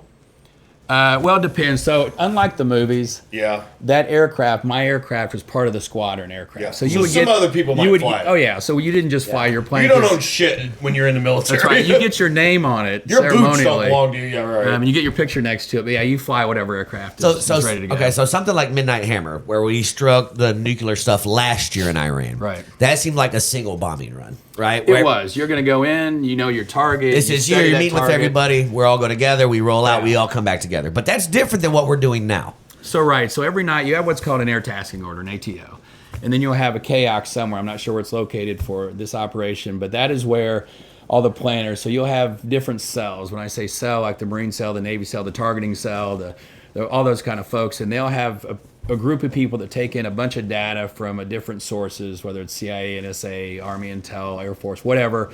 And When you say Army Intel, you salute. I do, yeah. But so they take those and they Intel create the dork. target Intel sets. Then dork. you'll have those people that start to write the ATO, and then they put based on the commander's intent or the mission, and they'll assign targets to different squadrons depending on your capabilities. And then anyway, at the time when I did it was about a 3-day process, and then that would come out. It's a secret document. Here's your air tasking order.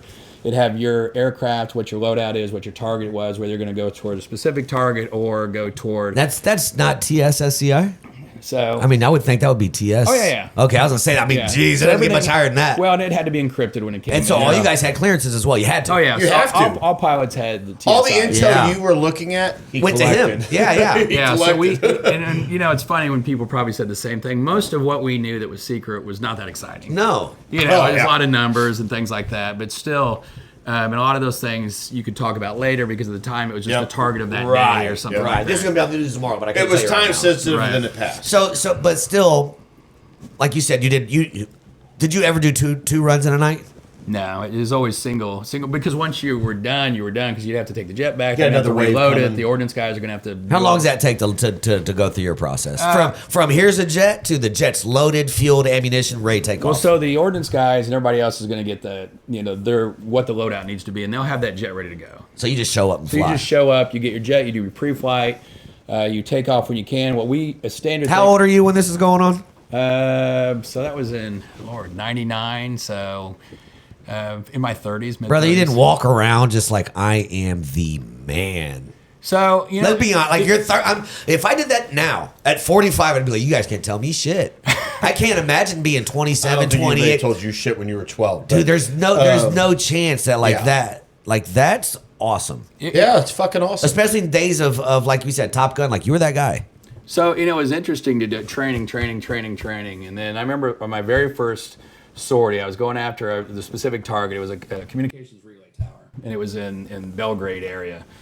And I remember taking off the ship. As soon as we went off the ship, we went to the tanker.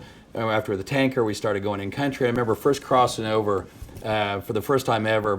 You're just My system lit up. You know the warning system for radar missiles. And all of a sudden, it started making this little sound. They were like little lollipops. Yeah. You know that we had frequency detectors kind of on the nose tail and on the wings, and it took its best guess based on intel what you were being painted with, Right. meaning they're radar guided missiles, so whatever radar they were using for that missile system.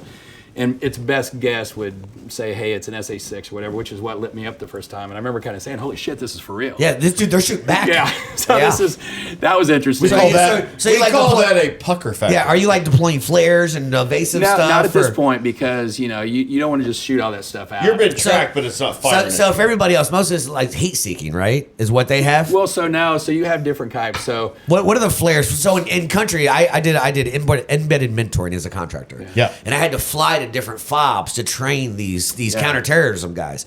And I remember one time we were flying. And I think we were in a helicopter. And sometimes it was just me sitting in a helicopter with the thing on, wearing a regular polo shirt. Yeah. And I've been there. And two dudes on 50 cals, and Yeah. I'm sitting there and I'm like, this is probably how the king of Dubai feels, right? Right. Yeah. And then all of a sudden we started taking incoming, and it wasn't that cool anymore. You didn't feel like a king no more. No, you know why? Because you don't have to hit me, just hit the helicopter. Yeah. Well, exactly. And they had, so we, in Kosovo and Serbia, we were trying to keep everything above 25,000 feet to stay out of the range of the shoulder-fired old Soviet SA-7s, Yep. SA-14s. Because when you looked at an intel map before you'd fly, it's like, here's the country, here's your threat rings. And the entire country was just covered. Yeah, no clue where they're at, dude. It's just a big like, mountain. so they're everywhere because they were a dime a dozen. Yeah. And you got used Also, to... we gave them all the weapons they have, so this is what they have. Well, no, these were Soviet weapons, though. But these were ones you could tell a 7 or 14 because it kind of spiraled up. And so when you were high at night, you kind of got used to those being shot at you. What? But I need you to So, listen. That's not you a know normal. what? That's not a normal frame mind. You get used to being shot at with Well, rocket because launchers. here's the thing. I would say that you knew most likely. Oh, that's a normal statement. Most of them are spray and pray, though, right? Like they're shooting. It's not going to be targeted. Well, it's just their older systems. You were way above their capability, and except for there was an A-10 flying in theater that took an SA-18, which was a shoulder-fired, very high speed, very expensive at the time. Yeah. Modern at the time, and that was 20-some years Sure. ago. And took 2 years took removed a from shot, a slingshot. Yeah, took a shot to the engine, but he did fly back, so No. he made it back. Did you ever have to use like for real evasive action? So in certain scenarios, yeah. I mean, but it was. I still remember on that mission. I remember dropping bombs for the first time and rolling in, and we just had 500 pounders. And I remember once again, you're supposed to Just when 500 you drop. That was our smallest bomb that we drop of the general purpose bombs. But when we came in and you pull off, you come up, you do some. You're supposed to do some maneuvers. I mean, that was all pre-brief. But I did probably what you're not supposed to do once again the first time. That we did. Flip them off while you're flying. You inverted it and took a Polaroid, right? Yeah. Flipping off. He flipped them off. It was international relations. So you're not too far. I did not flip Putin's anybody been off. looking for you for about 20 But years. I did go inverted so I could watch my bombs hit. No way. Which you're not really supposed to do at that I point. just- You're supposed to come just off, get out. hit some chaff flare, do some, I just got a semi-combat wood over that. So- Yeah, that was cool. And it was just weird because I remember watching the bomb go down, and usually when you're on the training range all those years, you're out in West Coast or even here in Indiana, and you see the big circle on the ground and Yeah. other stuff. And there you're seeing your bomb go down with like Well, let's get buildings into that. everywhere. Right? Let's get into that. So you did all this shit in the Marine Corps. Cool shit. Got out as a captain, correct? And the Marine Corps is a senior captain, yeah. You were a senior captain, ready to make major. You decided to get out, but you had an opportunity to come back and literally serve your state. I did. And I think this is really cool, honestly, because maybe you get caught up in the ego. I mean, you were and you still are a significantly proud Marine. Who wouldn't be proud? I think all of us. We're all proud of our service. We're all but, proud of you our know, service, but to be proud of Marine Corps and then but you switched branches. I did. So you could serve your state. And I think this is a cool ass fucking story, and so take it away. I mean, this is really cool because your military career did not stop there. You came home and served. So I wanted to continue to serve, but I did want to come home. I was gone a lot. Yeah. I had new family just starting. Actually, my wife. How old were your kiddos then? Well, when I was in Kosovo, my oldest was in the belly of my wife. Oh. So I had, the picture in my get it. stateroom It's of tough. that kind of stuff. Been there, tough. You start missing stuff. Yeah, when you start real. then you start thinking about, hey, maybe But- this is dangerous what I'm Yeah. doing, But right? you could have. Which is why you don't fly now. You had significantly served your country. You could have called it quits then and moved on. I did, but I still wanted to serve and I still wanted to fly. And literally, this is how I'm like, okay, how do I do this? And everybody that was in knows of the Marine Corps Times, the Army Times. It's the same paper, just Yep. a different title. And there was an advertisement in a Ours book. are in Good small, better print. But there was We use bigger words. There was an ad in there for a book that was, I think it was $19.99 for this book, and it said how to fly in the Guard and Reserve.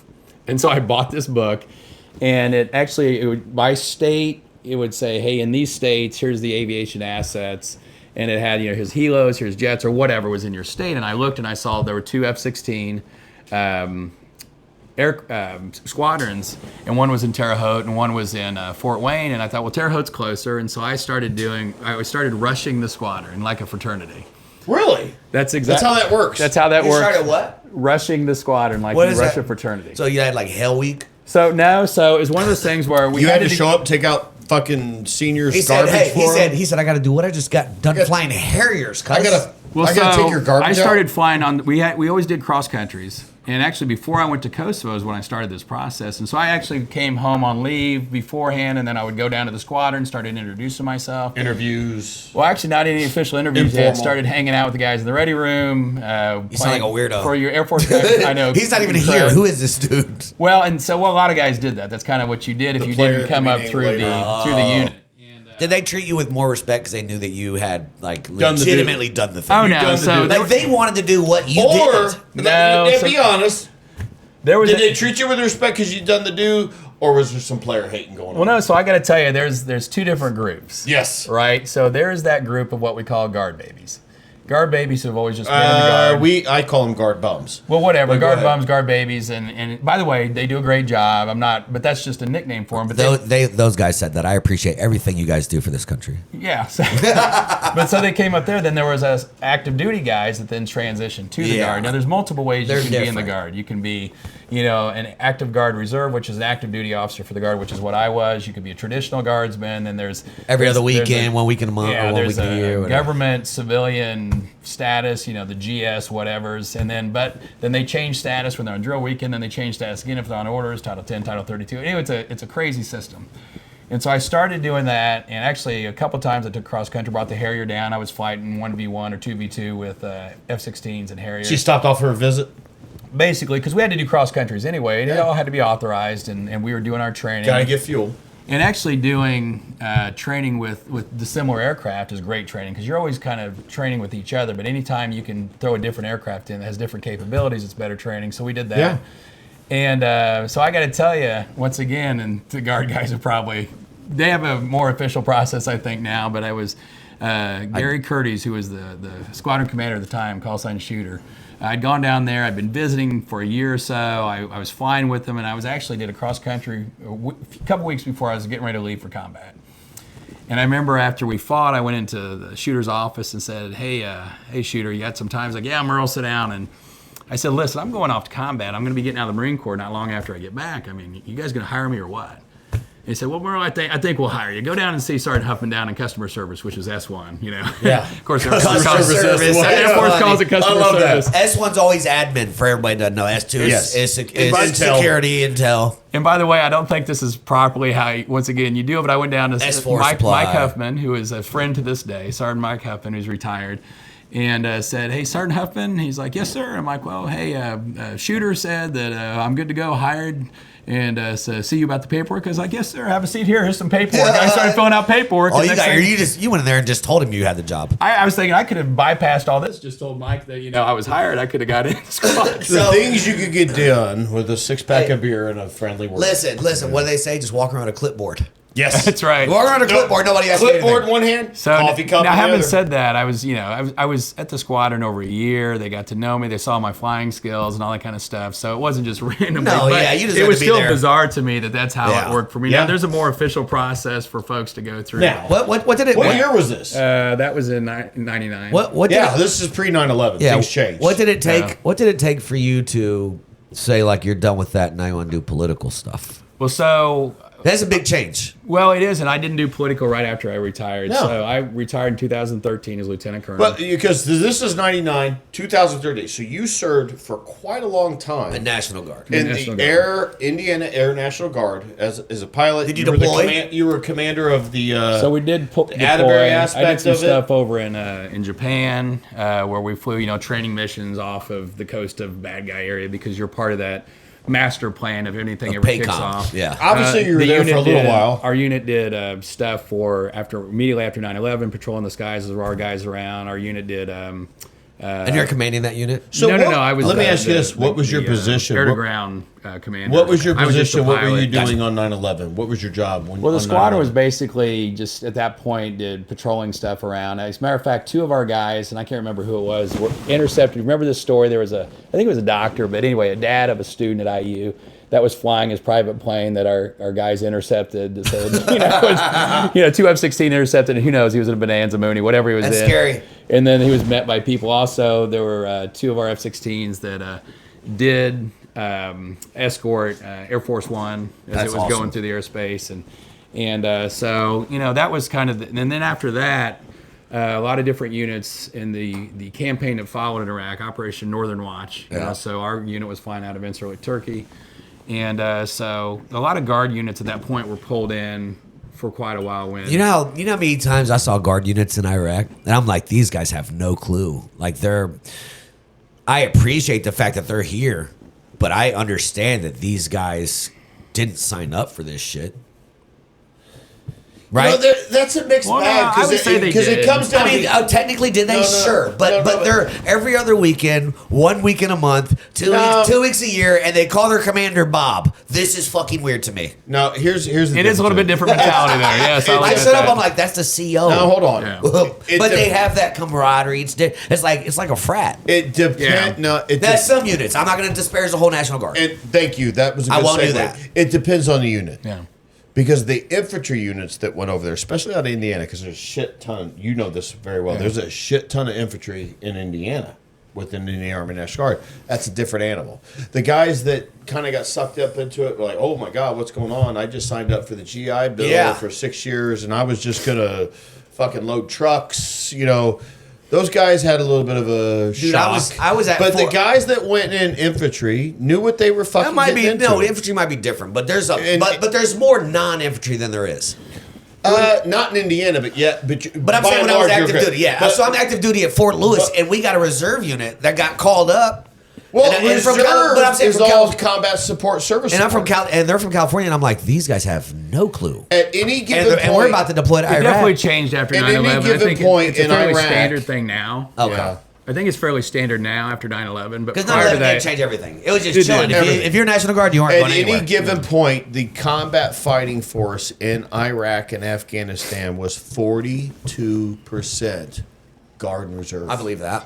I believe that. They carried, Hell, they carried a lot of weight. And- But and how here's much? the thing. What percentage of that was And I think- contractor? I think Craig was there was getting ready to hit also on it. a certain amount of contractors Yeah. over there. There was too. a quick adjustment, but within 3 years of being in that war after 9/11, the infantry was infantry.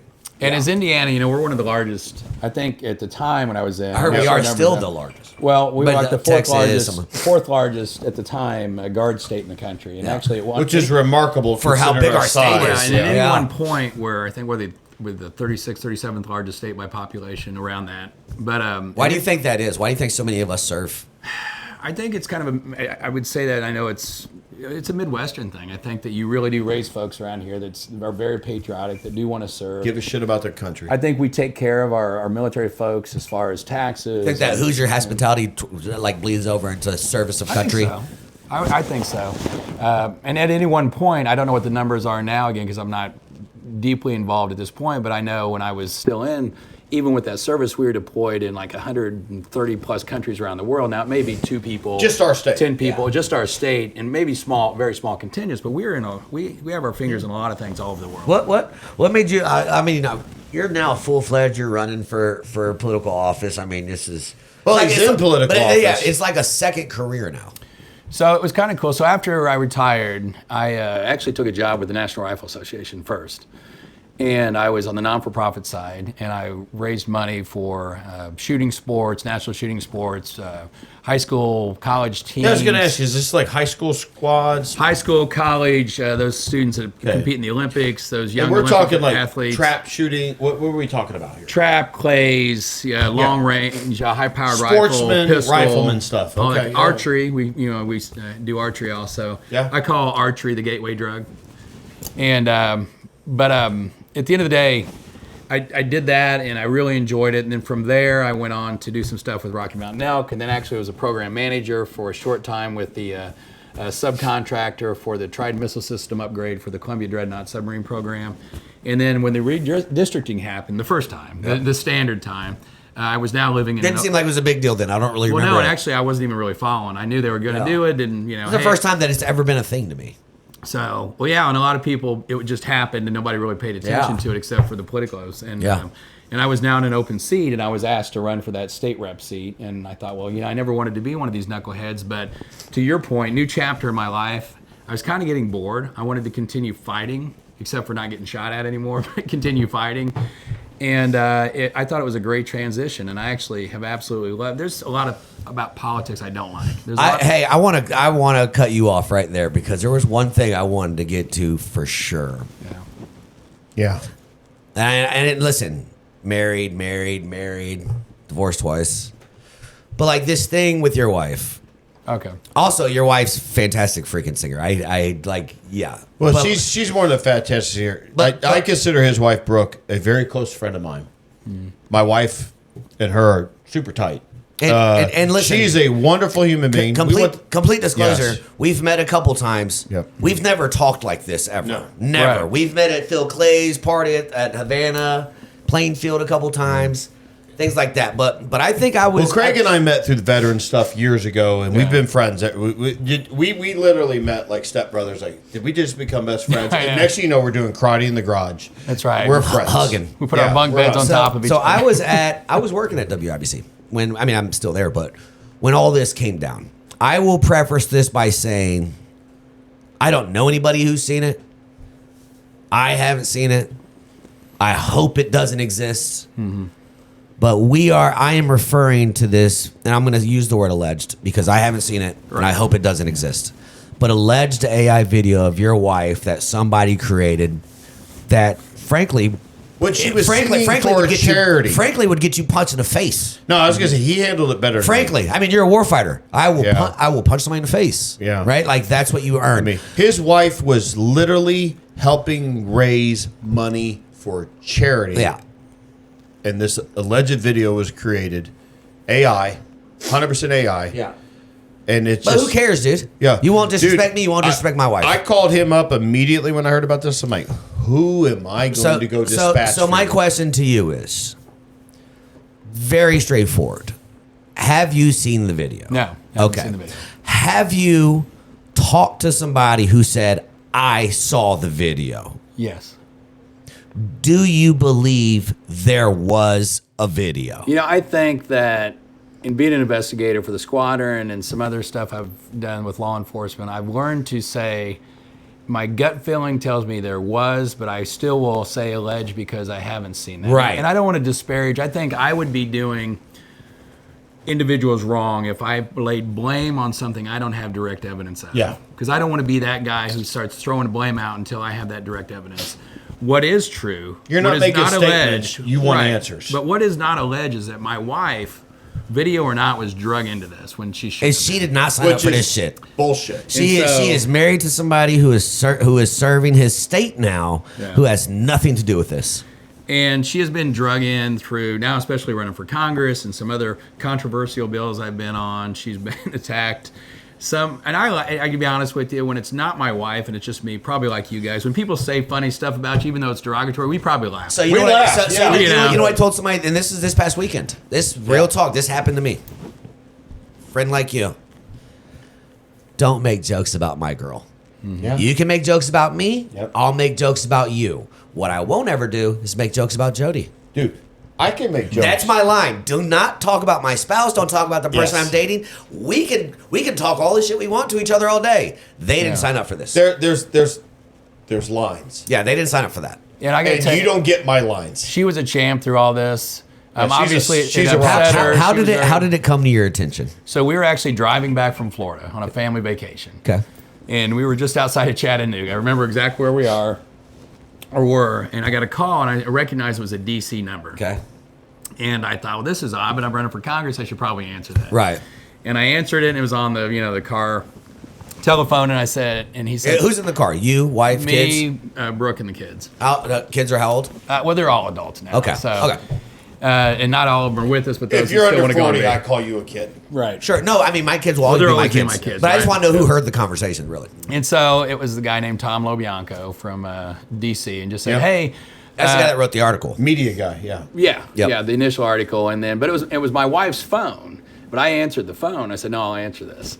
And he said, hey, this is me. I was looking to talk to your wife, doing a story about her. I wanted to get your opinion. Since you're on the phone, let me get your opinion on the story I'm writing that involves your wife. And I was Like, what the hell? and I'm looking at her like, hey, what am I about to find What out? did you do? What did you do? Yeah. And he tells That me. year you were with the circus. No? Yeah. So he tells me about the alleged video. And of course, she's going, what is he saying? Yeah, she's freaking What out. video? So she's freaking out. How could she not freak out? And so, because now it's just like this stuff is coming to video. She's like, there's a video of me out there. And so it was, anyway, so that's how we found out. And it was fast and furious at that point. I mean, at that point, you get off that call and you start just calling everybody. Oh, I was pissed. I Yeah. mean, I didn't know. Can I ask you an honest question? Yeah. And listen, if you don't want to answer, you don't have to. I mean, if I'm being honest, I don't expect you to answer it. Yeah. If it did exist, Yeah. where do you think it would have originated from? Do you think it would have been a political hit job? Do you think it would have been just some knucklehead out here that doesn't like you? Do you think it's a targeted attack? Well, Do you so I'll tell you what I believe. and you don't have to say any names because I know there's culpability and this is all alleged. Yes. Right. So I'll tell you what I believe. I don't personally think it was a political hit job. I don't think it was a person going after me. What I think it is a bunch of immature knucklehead Trying to be funny. trying to be funny. Dudes, oh, And your wife's beautiful, so they try to be funny. So, and that's what I think. And Yeah. so, Because here's the thing. The reality is his wife's beautiful. Right. So she's a target Sure. because of that. But go on. there were people that alleged that. There were people on the other side of my opponent that were trying to tell people, oh, Haggard's making this up to get, notoriety. And which really, now that pisses me off just as much. You If haven't any- thrown my wife under the bus, If any bro? scumbag thinks that I would actually use my family to try to get votes, obviously they have no morals and they don't, Yeah. they're a disgusting person. And so. they don't understand I'll use a Bushism, strategery for political campaigning. It wouldn't have been then. It would be more like now. That Closer to if the you election. were going to do that, you would have Yeah. done it closer to the election. Yeah, and That's so- just a dumb ass statement. So let's get into it a little bit more. The video allegedly was viewed in the Lieutenant Governor Michael Beckwith's office. Allegedly, there were two people that were viewing the video. I think Erin Sheridan is on the record saying she saw them viewing the video, or at least secondhand heard about the video in the office. Erin Sheridan was let go not too long after voicing It was a few months. voicing that opinion. And I'm not going to sit here and say they correlate to each other, but that's a fact. She was let go after that. Yep. Complete disclosure, she now works for Indie Politics and Abdul, who had been going after Micah. So just put all that out there. Did you have any discussions with Micah? Just man to man, one on one? We did. We had something behind the scenes discussion. Like just like you said, if somebody's going to accuse you of something and you have my number, just call me and let me clear it up. Yeah. Did you guys have that informal, just, hey, what's up, man? Hey, is this No, we had some really? informal discussions, and I wanted some answers, and he had told me that he was going to do an investigation, and at that point, like I said, I was mad. I didn't know who to blame, and I just wanted some answers. Yeah. I wanted to know. You wanted to burn something down. I want to know who I was going to burn down. Yes. who I somebody's needed gotta to pay be for mad this. at. Somebody's got to pay for this. But Just- Politics is over now. This now- is your wife. Hey, we're back to dropping bombs. Yeah. Well, and at this point, I also wanted to be that guy. I think now with maybe a little bit of age and maturity, that says I don't want to burn anything down that shouldn't be burnt down. Correct. I want to get it right. Yeah. I want to get it right, and that is the frustrating part to this day. I know there's been allegations. I know I've talked to folks. I think I have some pretty good ideas. Do you want to share those? No, because I mean, I don't have to, but it'd be unfair for me not to It's still no ask. proof, right? Sure. And so I don't, like I said, I don't want to be that person that starts. I always can't stand those folks immediately throw blame out or make accusations before you really have facts. But you don't And I think may it, never have. But you don't. I appreciate that. But I you really don't do. believe it was a political targeted attack. I don't personally think so. You I just mean, think maybe I could be wrong, but I couple really don't dumb think so. knuckleheads. Okay. I think it was a couple knuckleheads that were immature and childish and thought they were funny. And then I think that, like with anything, once it came out, then people start making up stories, Pooping their running pants, for the hills, and then you start getting accusations. So unless I see it, or unless I have proof, or people admit, or there's witnesses out there, and it goes through, at that point, I'll just keep it to myself. Right. So right now, is it just in the past? It's a done deal. I mean, I'm moving on. I mean, I'm still angry about it. Well, nothing for you to do. There's nothing for me to do. I think that, it's one You're of those- never going to get resolution. Well, there's a lot of things in our life that will never get resolution. If I sit there and just stewed on those things, I'd never get anything done. Yeah. You're right. You're in combat. Your friends die. This happens. This operation went wrong, and if you stewed on that, no, you have to compartmentalize. Right? You have to. And It's I was- not healthy, but you have No, to. I was joking. Military guys, let's take those horrible emotions. Let's dig them. This is why we snap. Bury them This is deep why we down, snap, and we'll yeah. deal with that later in life, right? You know. When I snap, listen, this has been building 20 Hey, years. they always tell you. They always talked about compartmentalization. Yeah. They don't tell you what to do, Yeah. but all the compartments get full and they burst open. Yeah, that was. I mean, it was just something to me. It was like we talked about it a lot, and That's the part I hate about politics. And I to be just quite remember, honest yeah, with you. and that's why I brought it up because you're like, there's things I hate, and I'm like, Your wife That's was- why I went there. Your wife she did not sign up for this shit. You did. Brooke was Her job's- 100% what I call collateral damage Yeah. to political bullshit. Yeah. But she's here to support you, and in the end, you're supporting her. Well, let's be honest. If you weren't a state rep and you weren't running for Congress, this story never makes headline. This is a nothing. not at burger. all. let me do you one better. His wife isn't even involved in it at all. He's just be some No. regular Joe Blow. Who cares? Yeah. And I question and I dislike the timing of it. Did you get any? I feel like okay. If you were incensed by that video when you became privy to it, whether you saw it or you heard about it, and you didn't come forward about it when you had your job, but you felt obligated the day after you lost your job to come forward about it and make a big to-do about it and take it to the press and everything. It isn't even about Brooke. It's about you. Yeah. And I think it's gross.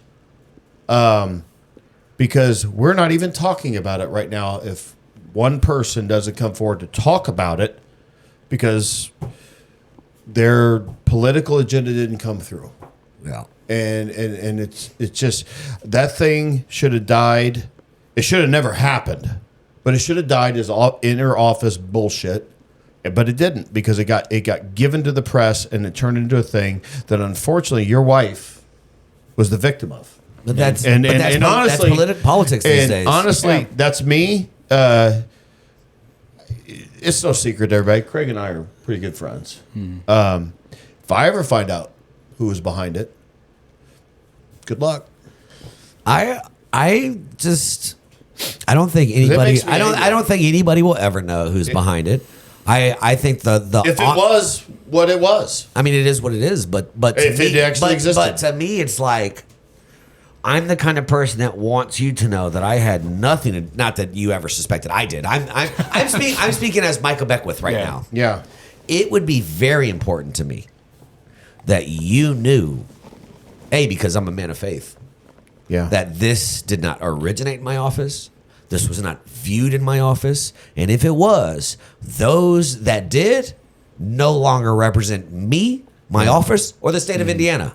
Yeah. But the report was, Micah just said, yo, did you see it? No? All right. Did you see it? No. Did you see it? No. And that was it. That was the investigation. There's been, I think, a request for a review on what happened during the investigation. There's been a request for emails or comment and complete disclosure. Micah, if you watch this, and we're boys, I can call him right now if I want to. And I love Micah. And he'll answer. I love Micah. I would love to have Mike on it, and we're going to have, let's have everybody. I don't care. I'm the guy that will call you and go, hey, bro, is this real? Because we're adults. I right? talked to Micah about it when it was going on. So for and like Micah, he was adamant it didn't exist. And Micah said he didn't see it. He asked people, and they said they didn't see it. He thinks it's a disgruntled employee who's starting some trash, and it's a shame that your wife got brought into this at all.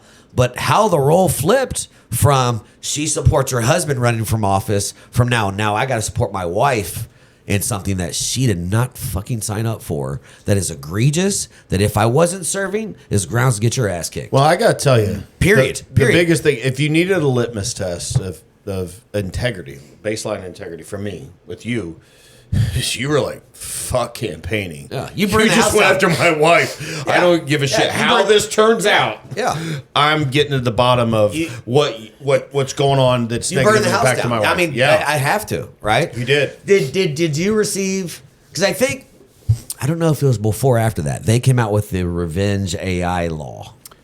So that was my bill. And was it because of what It was happened to your because of wife? that. So Yeah, if you speak wanna, to that, please. If you want to look at a silver lining Yeah. with this, I think that there's a lot of great things with AI. There's a lot of bad stuff with AI. Yeah. And I think what this is showing, I teamed up with Representative Maureen Bauer, a Democrat, and this was a bipartisan thing, and she kind of had a little bit different, but revenge porn stuff where people took actual videos of boyfriends, girlfriends. This is my girlfriend sent me some pictures, and now I Right. post them because And- you've done and it. then I had the AI And that part is of a it. horrible fucking thing. Listen, I got 4 daughters. I'll murder you, son. No, dude. Anybody. I murder you. Well, You can have a good relationship with somebody. But here's the issue. Here's the issue. I don't need that. I can take a picture of Jody's yard sign. Yeah. Use AI. Boom. Now I got her doing some dumb shit. And what's bad is right now we started researching this, and not only is it a problem with the revenge porn, with the deep fake AI stuff. Yeah. You're actually having people that are blackmailed or they're trying Yeah. to be mean, and you have a lot of suicide. So amongst kids. one of the things on Roblox right now is the blackmail thing, where somebody appears to be I'm going to say I have a 20-year-old son. Yeah. You're a 20-year-old girl. To send pictures. Back in our day, there were no fake pics. Now you don't even know if this is anybody. So I send you pics. You send me pics. Now my son has sent this person pictures, and this person comes out and goes, "Hey, I'm actually a 45-year-old male. Also, if you don't do blah blah blah, I'm gonna send everybody the pictures you sent me." And that's the blackmail you refer Dude, to. Correct, and that's a big problem because, like I said, the suicide rate for people doing that is pretty high amongst kids, and so if you look at the silver lining, I think it's brought this to us, under the microscope. I did a bill this year that wanted to basically about a year ago, I think President Trump signed into law the Take It Down Act, which is federally saying this The revenge porn. Right, that was had actual real jail time to it and things like that. Should. And we have a similar law in Indiana, but it's a misdemeanor. So I wanted to basically raise that level to punishment, jail time, accountability. Yeah. At least a level 6 felony. Right. So to bring, I think we were going to take it to a level 5. 5? Okay, I'm for Unfortunately, that. it didn't get a hearing this year. Why is that? I've Once again, Republicans can't fucking stay together. Can we just pass stuff? we know. Well, It seems easy. Well, there's a couple. Well, I don't think anybody would have been against it, So, but they were. but I couldn't get the chairman to hear the bill. And the chairman's who? Wendy McNamara. Okay. Why wouldn't you hear it? Was there any reason? I don't know. I know it was a short session. I think when I talked to her, she said, well, a lot of people are going to be disappointed this session because of the short time, and that's about all I could get out of her. So, Well, it's and not, that's unfortunate, but I think this would have been a quick, easy bill. I don't know that we'd have a lot of Bipartisan. people We all get against along. it. Let's be done. I mean, this was bipartisan. It was me working with Maureen Bauer. We would have had both sides on it. I think it's that important. Why? I don't Simple. know. I don't know a person's heart why they did or didn't do what they Yeah. did. But I think Maureen will continue this fight, and Yeah. I have some folks that want to carry the torch on my side. And hopefully, Is that something they're going to bring back in next session? I hope so. I've been talking to some folks about. Are you going to it. introduce it again? Well, no, I'm not in. I'm not going to be a state rep. Oh, anymore. no. That's, Yeah. you better not be. Yeah. he vacated his position. Now I had to choose to run for one or the other. So were you involved in the Haley Busby, the girl from Fishers that was found dead in Ohio, was talking to an older man, was found on some... What app was that? Was it Roblox? No, definitely wasn't Roblox. So there's a Roblox issue going on. There's some other issues going on. She met him, and now we tried to start like an anti-grooming. They call it Kaylee's Law, the pink alert. Now, the pink alert they turned that down, the pink Right. alert. Now, for those of you that know, it's like a pink alert. It's a minor that may have been groomed by somebody we think is worried. Now, I said, I have 4 daughters. I support anything that protects women. Also, how do you know if it's a freaking pink alert? How do I know that my kid's been groomed? Well, yeah, I mean this is such a tough area of new crime. One of the things that a former vice cop who investigated a bunch of child molestation, porn cases, internet stuff, who's retired now, had come to me and said, "Hey, if you get to Congress, when you get to Congress, this is something I'd like to look at." So one of the issues we have right now, when you have a prosecutor and you get a warrant, you go to some of these companies, it's like Google, Roblox, whatever, Snapchat, Kick, whatever you need. some of them aren't helpful at all, and some will say, okay, we'll let you look at this person's account, but after 90 days, we're going to let them know that you're looking at it. And of course, as we all know in investigations, 90 days is a short time.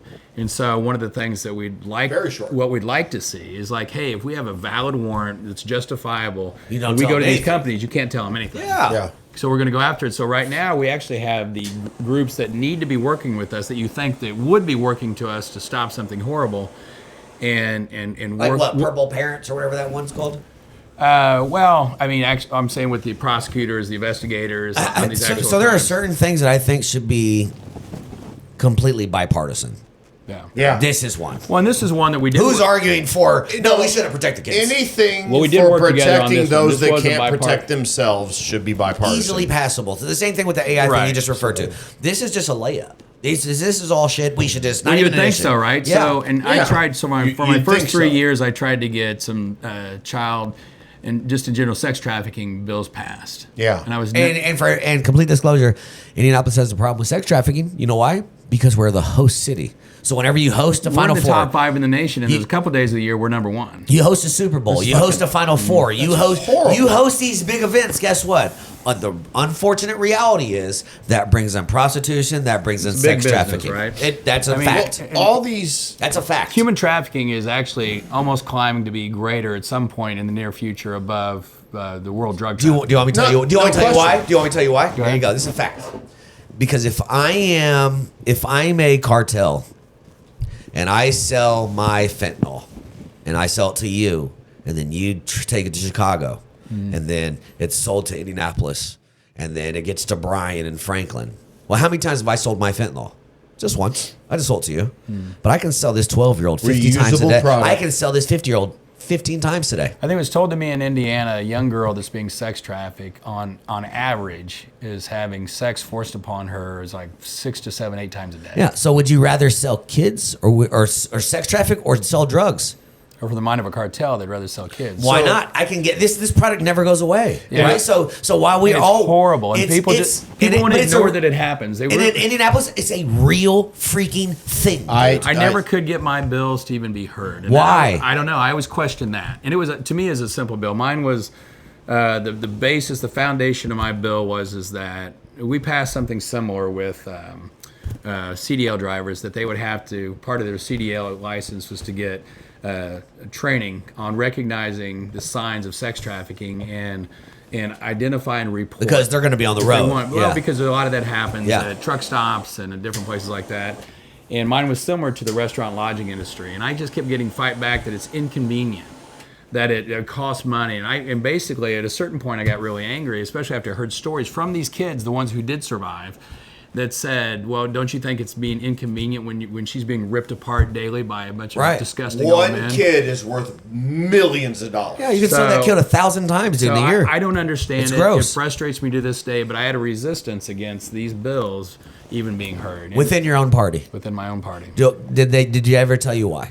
Because you know what this reminds me of? This reminds Nope. me of. Plausible deniability I'm requires no speaking. So in Congress, might have been 2 weeks ago, Nancy Mace put forth legislation to unmask those in Congress who have paid off people who have accused them of sex crimes, sexual harassment, anything like that. She said, you know what, we need to unmask these people because you're using taxpayer dollars Yes. to settle with these people. I'm Do you know so what she here said? for it. Do you know what she said? The Republican Party's not supporting me on this. Yeah. We need to clean house. Right. Where have we gotten as a country? you know what? It's like the Epstein thing. I don't care if you're left or right. I don't care. I'm a Donald Trump guy. If somehow he ran again, I'd vote for him again. But if he's on the Epstein list, string him up like everybody else. We need Yes. we should be the first people in your own party to string somebody and say we don't tolerate this. Yes. 100%. How can you bitch about your neighbor's unkempt backyard when you don't mow? Exactly. You got to And that's police the your problem own in first. D.C., right? Because Yes. you heard these bombshells. We got him. This investigation. Nobody gets in trouble. And it goes away On 48 either hours side. He later. trafficked to nobody. Yeah. He trafficked to nobody. She's in jail. And he got Maxwell suicide. is in jail. He got suicide. She's in jail Yeah. for trafficking To nobody. to a nobody. Yeah, thousands So, of people. But Yeah. you know, this is a good segue.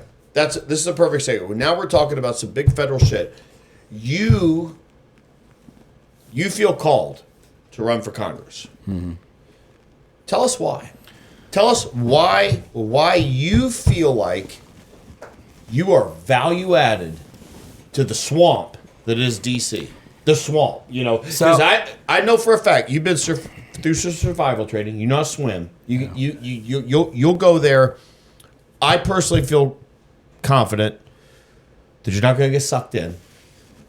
You're not going to conform. But I need you to explain to everybody that's listening right now.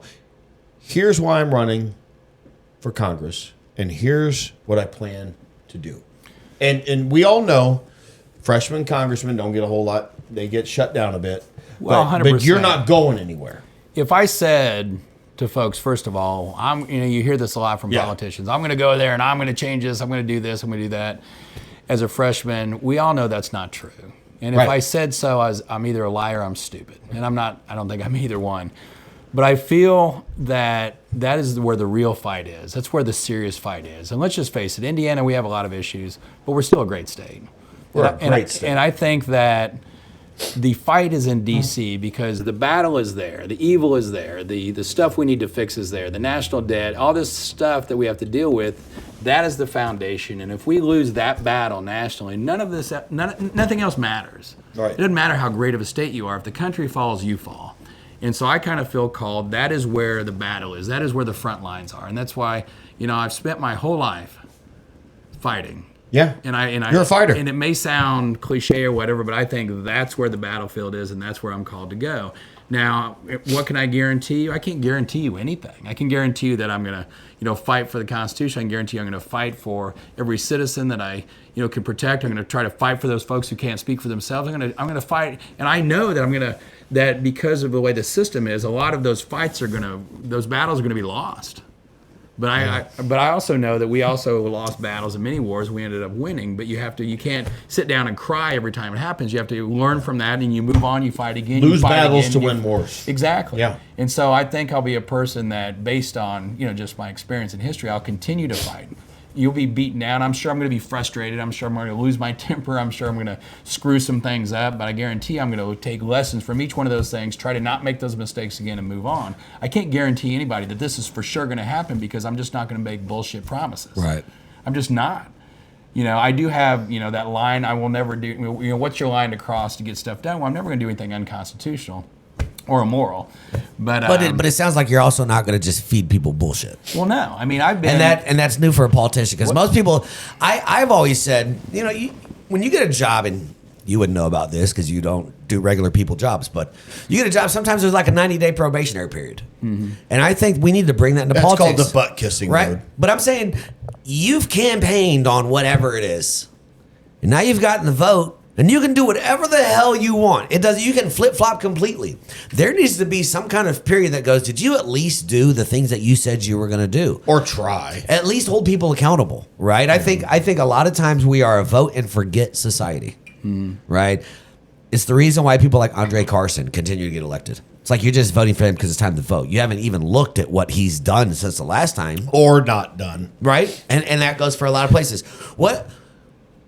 If you weren't doing this, what would you be doing? 15. Sorry, I'm just reminding. I do have a drop. Yeah, you're good.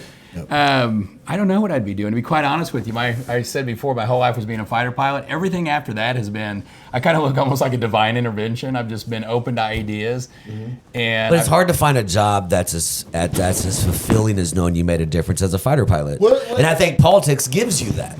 Yeah. I don't think you could ever do a regular fucking, like, you're not going to be a manager at some business get the same, like, this matters. I've never done that job. So if I wasn't doing this, I think I'd try to find something, whether it was with a non-for-profit or an organization that fought for individuals, and I didn't mention this earlier, for 11 years when I was in the Indiana Guard, I actually led humanitarian missions down to Central Mexico.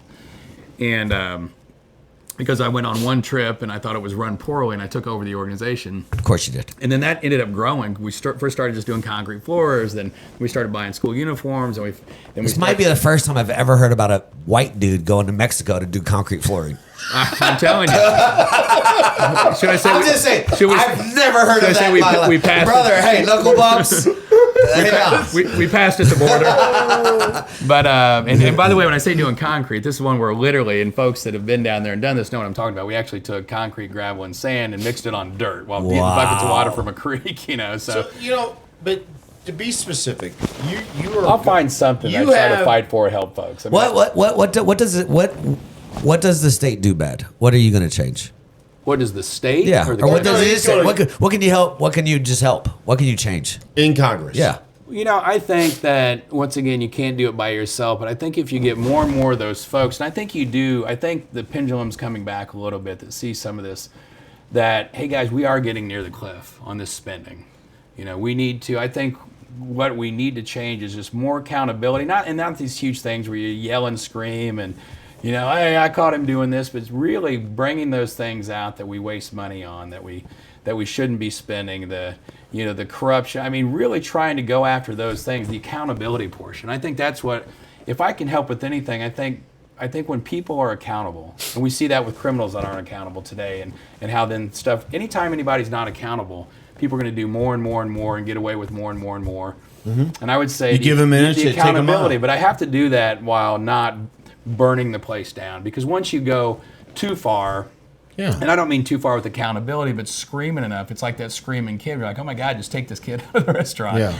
It has to be one of the things where you scream and then you're brought under control, and then nobody wants to throw you out, because I can't be thrown out of those discussions. I can't be thrown out of those committees. I can't be thrown out of having bills. So you have to, because that's reality. And I've had people not like when I say that. It's like, well, that's great, and I understand that, but the reality is, if I want to get crap done, you need to balance between screaming and yelling and actually getting stuff done and governing. I want to govern. Yep. And I want to do that. I want to, and then by virtue of the position, one of the biggest things I want to do, which I see a lack of in the 4th, is helping those constituents. Because there's so much you can do through constituent services by just having that title, by just having that office, by having those resources. Yep. You can help out a tremendous amount of people just by connecting with this person or that person, or knowing who the head of that agency is, or no, I get it, but just go over here, talk to this guy. By having the influence of your office, you can make good things so happen. you can make a huge impact on the lives of Hoosiers by just doing that has nothing to do with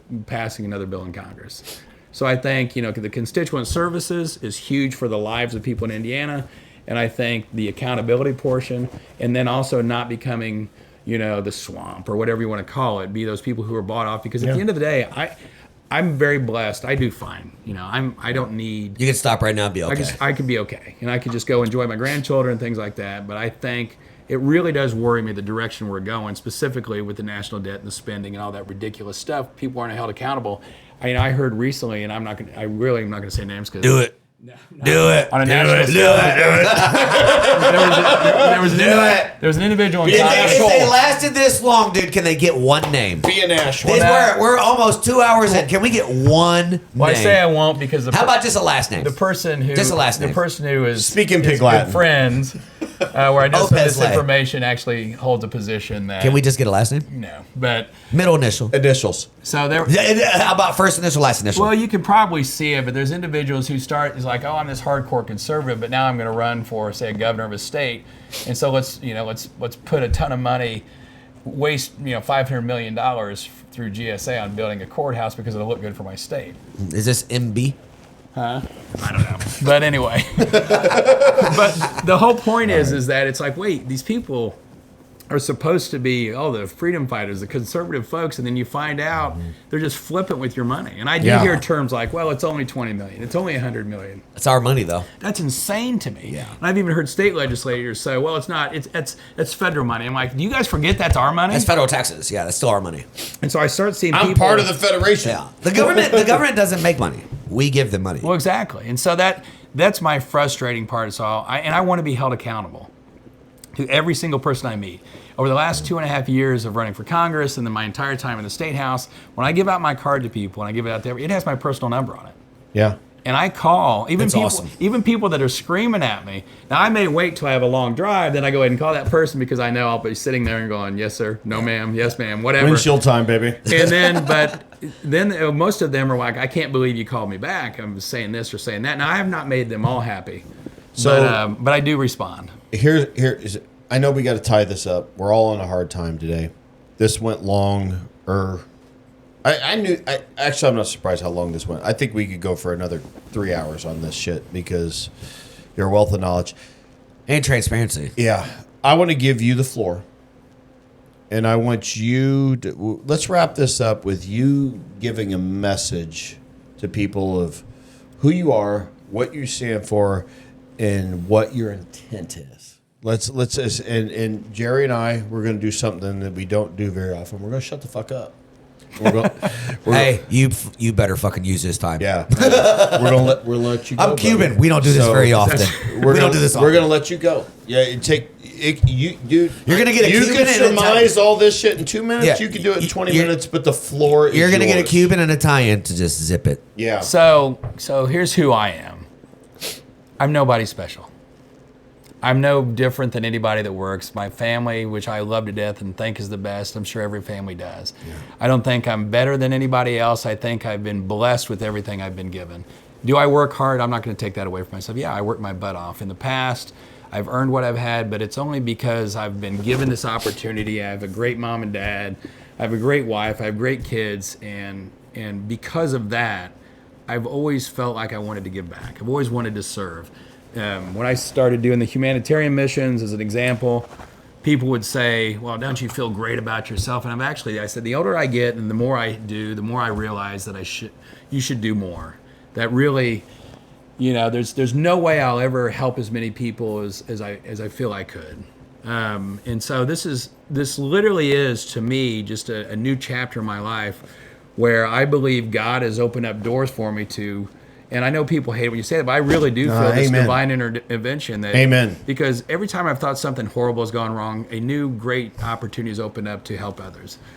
And I just want to fight. I think that's what you should do. I still believe in this country. I believe in serving this country. I've been given so much by just being born here in the family that God allowed me to become part of, and I want to give back. And I want to do that, and I don't want to disappoint people that I serve. And I can say when I go there, I'm going to fight. I'm going to work hard. I have a whole lifetime of showing people that I work my butt off. And oh, by the way, I'm not perfect. For something greater than you. I've said all along, I jokingly say, I know God has great things planned for me because he always uses extremely flawed people, right? So I know that. If you look at the 12 disciples. Don't look farther than David. I am that flawed person. I have not made all the best decisions, the right decisions. But I think I've always learned from that. I've grown from that. And that's the thing I plan to take there. I'm not going to make anybody any specific promises. I think I said on Hammer and Nigel, I'll guarantee you a few things. I'm going to screw something up. I'm going to learn from it. I'm not going to do it again, but I'm always going to fight for you. And I'll admit when I'm wrong. And that may mean I made a decision that I had bad information, so I make another decision. And if people want to beat me up on that, that's fine. But I don't want to be that person that, well, I'm just going to stick with this way because I said it because the polls, because somebody might call me a name. I don't care. Call me a name, because guess what? I will screw something up. I will get stuff right. I will do it for the right reasons, I believe, and I will always share those things, and I'll talk to anybody that wants to question me on that, and I welcome that. Beat me up over things, because I'm sure there are things that maybe I don't have the information, maybe you don't have the information. But if we talk, we can find out what information we have, and then say, oh, well, I didn't know that, or maybe I didn't know that's how it happened. And I want to fight, but I don't want to fight forever. There is a point, I'm sure, that I will be like, hey, I don't want to blank out or have a stroke on live TV. I want to actually serve my time and know when it's time to go, because there are times to go. A quarterback knows when it's his time to leave. A pitcher knows it's time for him to leave. I mean, even commercial pilots have a time they're not allowed to fly anymore, because it's time that maybe at this point we're doing a disservice to people if we stay, because we need to say, hey, it's time for to pass that torch, and I want to know when that time is. And if people recognize that and I don't, because sometimes it's hard to look inward, Right. I want people to say that to me, and I think you've known from us in the past, I take that advice, go, wow, maybe I shouldn't have said that, maybe I shouldn't have done that differently. And I take those things, and that was from a life of evaluating, from post-flight debriefs to after-action reports, to saying, yeah, this is how we could have done it better. This is what I screwed up. And if you screw up bad enough, you'd brief your squad or whatever. Hey, I really screwed this up. But so we can learn from this and not try to hide it. I mean, not being afraid of self-accountability is Yeah, probably one of that's the biggest leadership. things that anybody in this world can do. Real. I know Yeah. that it's not going to be, I'm not perfect. I will mess up. When I mess up, I'll evaluate it and go, how can I make sure this doesn't happen again? That's all The what basic anybody AAR. wants. That's what anybody wants in life. I just want to be able to do. That's what I want for my kids. I'm going to work my tail off and do the best I can do, representing not just Hoosiers but also the country. And I think also you see that with guys like, what can I get for my state? What can I get? Obviously, I'm going to do the best I can for my state, but at the same time, I'm going to do what's best for the country. And if that means there's, somebody, and this is what really irritates me. This is what I think is treasonous behavior. When you had, and I've seen it on both sides, Republicans and Democrats, because we're so polarized now. If you have a Democrat in the White House or you have a Republican in the White House, I've seen people of the opposite party say, I don't want to do that because that might make them look good. Well, shame on you. That's treasonous. I think you should resign from your office because at that point you fight to get in there, but once you're in there, you took an oath to the Constitution, not to a freaking party, and that's what you should Here, do. Yes, so sir. that's what I'm going to do, and I'm going to do it to the best of my ability. All right, brother. Man, I'm happy we had this. Once again, you keep hitting home runs, brother. Another You book, keep another- bringing in people. I'm like, this is a good damn interview. Dude, I've got the invites. I've got people out there, unlike this gentleman, that he and I see eye to eye on most things. I've got invites out there to people that I don't see eye to eye. And that's- I have not gotten the. That's half the population. We're good. I know. I get it, and I just come in and let's talk. Yeah. And I'm really glad you came in today. This is important. We like we said earlier, we had to schedule and reschedule this because you're out hustling and you're working. And again, I'll say it again. The last thing anybody can call you is lazy. Yeah, I You told. are a working son of a bitch. I called Brian was it And- yesterday or day before. When I called you and I said, "Hey, man, I gotta ask." I said the AI question's got to be on the table. Yeah. And he goes, Craig, he, he's scared. he said, "Craig didn't say anything's off the table." So I just want to tell you, I appreciate your transparency, your willingness to sit there and just literally talk about probably, for being honest, I'm putting myself in your shoes, one of the shittiest moments that you probably have had in a long time. And it wouldn't have been that shitty if it involved you. Yeah. It involved 100%. one of the You just most. took that It on the involved chin. one of the most special people in your life. Yeah. and whoever was involved with it, you will find accountability And it at would some be point. different if she had done something to. But she's to but to sit earn there, it, deserve it. She But did to- nothing. to sit She there- did. She was supporting charity. yeah, but to sit there and just have the It's conversation horrible. is phenomenal. Makes me angry. Kudos to you. I knew you were a cool dude because like we talked to the same people. This is the first time we've sat down and just had a conversation. So I want to say like, man, you're a good dude. I appreciate I like you. I appreciate I you definitely having me do, on. and I appreciate you just sitting down in the batter's box. And I think we got past. I don't think you came. I said to Aaron, I said, man, I hope we don't get an hour and a half, 2 hours of political bullshit. And it And definitely you was. You came in, and I got to meet, Mr. Haggard. I'll and, give it- and I'll that's dope. I think I said it to you once. I'm gonna give you the best compliment that I think I know I can give you. As an NCO, I would have loved to serve under your leadership. Thanks. I would have Appreciate it. loved to call you boss. That would have been awesome. And with that, hey, thank you to Mr. Craig Haggard.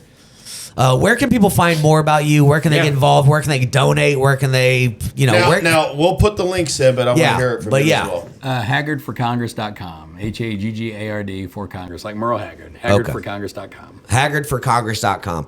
And with that, thank you for coming. I'm a little empty. It's all right. Yeah, so send Donnie. We'll be back next week, assholes.